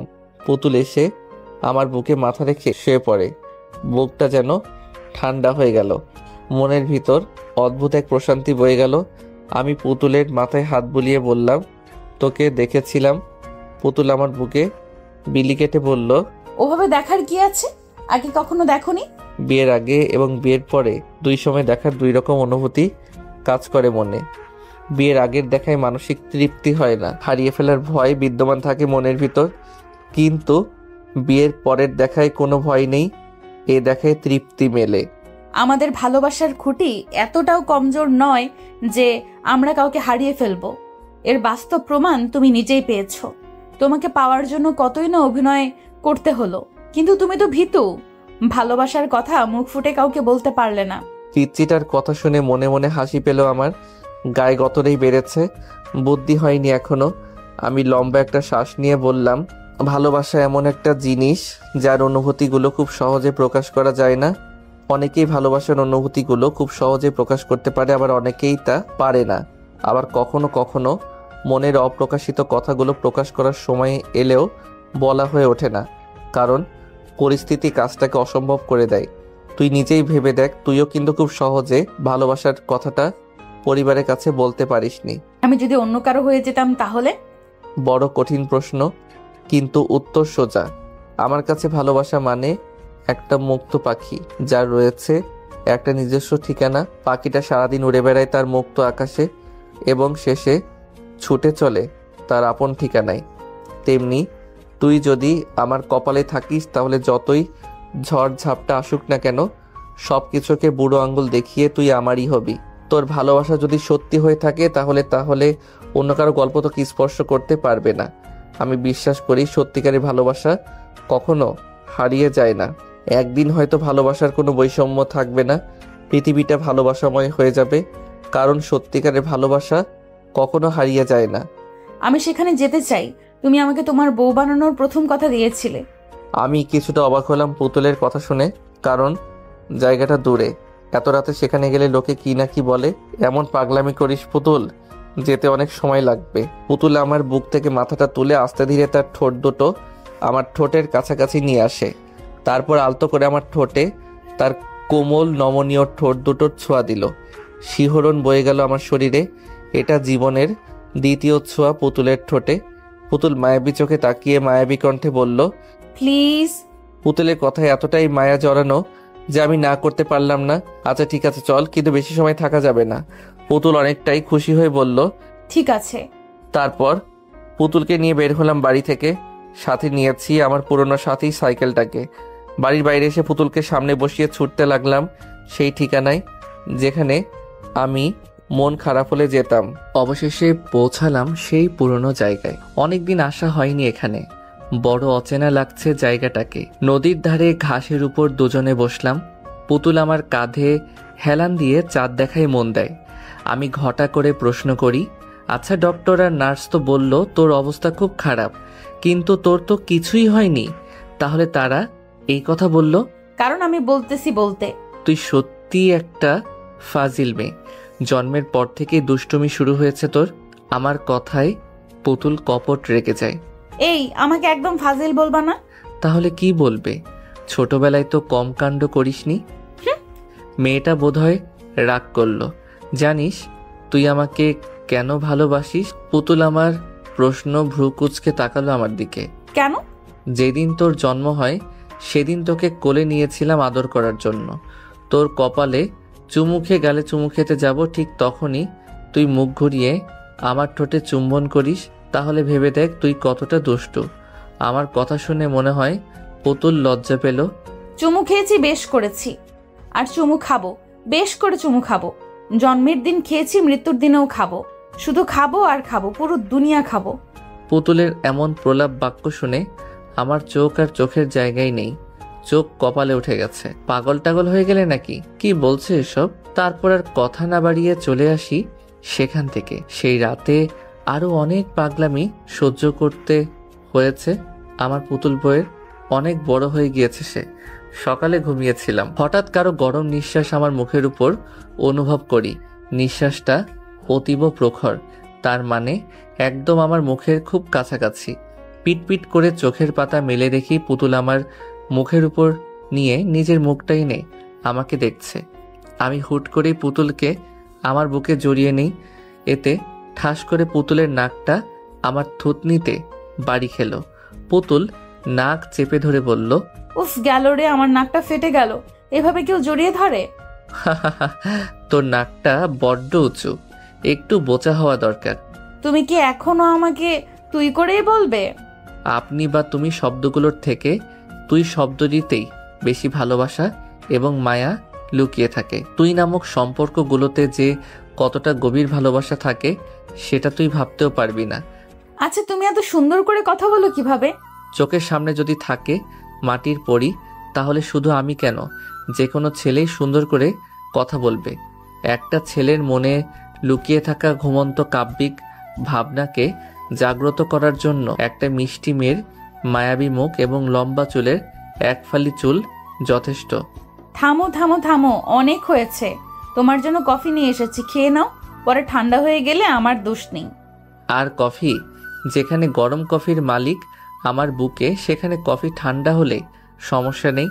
হয়েছে অনেক ন্যাকামি। এখন উঠে ফ্রেশ হয়ে বাইরে গিয়ে দেখো কারা এসেছে। পুতুল আর কিছু বলার সুযোগ না দিয়ে এক প্রকার পালিয়ে গেল। আমি কফির মগে চুমুক দিলাম। এটা মা বা ছোট মার হাতের তো নয়। পুতুল আমার জন্য কতটা কষ্ট করছে ভাবতেই আমার মনের ভিতর অদ্ভুত এক প্রশান্তি আসে। তারপর ফ্রেশ হয়ে বাইরে গেলাম। ড্রয়িং রুমে আমার বন্ধুরা এবং পুতুলেরও কিছু বন্ধু এসেছে। এগুলো সব আমার স্কুল কলেজের বন্ধু। আমি তাদের সামনে যেতেই এক বন্ধু বলল, কি রে, চুপি চুপি বিয়ে করে ফেললি আর আমাদের জানালি না পর্যন্ত? এতটা স্বার্থপর রে তুই? আসলে তেমন কিছু না রে ভাই, পুতুলের বিয়ে হওয়ার কথা ছিল অন্য কারোর সাথে, কিন্তু এরপর সব কিছু বলে দিলাম। আচ্ছা চল বাগানে, আজ সারাদিন আড্ডা হবে। আচ্ছা, কিন্তু নাস্তা তো করে নে তোরা। তোর কি মনে হয় রে আমরা রোজা আছি? আমরা আসার পরেই ভাবি আমাদের পেট পুড়ে খাইয়েছে। বাহ, বউ আমার সুপার ফাস্ট। তারপরে সবাই মিলে বাগানে গেলাম, সবাই গোল হয়ে বসলাম, পুতুলের বান্ধবীদের সঙ্গে আর আমি আমার বন্ধুদের সাথে। আমার এক বন্ধু গান বাজনা করতে অনেক পছন্দ করে, তাই সঙ্গে করে গিটার নিয়ে এসেছে। বেশ কয়েকজন গান গাইলো। এবার সবাই আমাকে বলল গান গাইতে। আমি গিটারটা হাতে টুংটাং করে সুর তুলতে লাগলাম। ইস কদর তুমসে হামে প্যার হো গয়া, হদ সে জ্যাদা হদ সে প্যার হো গয়া। এটুকু বলে আমি পুতুলের দিকে এক পলক তাকালাম। পুতুল আমাকে একটা মিষ্টি হাসি উপহার দিল। হামে ইश्क तेरी यादों से, हमें इश्क तेरी बातों से, तेरे नींद में आते ख्वाबों से, तेरे साथ हुए मुलाकातों से। আমি বলাই পুতুল বলতে শুরু করে, हमें इश्क तेरी यादों से, हमें इश्क तेरी बातों से, मुझे इश्क है तेरे चुने से, मुझे इश्क है तेरे होने से, इस कदर तुमसे हमें प्यार हो गया। পুতুল বলল। গান শেষ হওয়ার পর সবাই করতালি দিচ্ছে। আমি আর পুতুল একে অপরের দিকে নিষ্পলক চোখে তাকিয়ে আছি। অবশেষে আমাদের ছোটবেলার ভালোবাসা আজ পূর্ণতা পেল।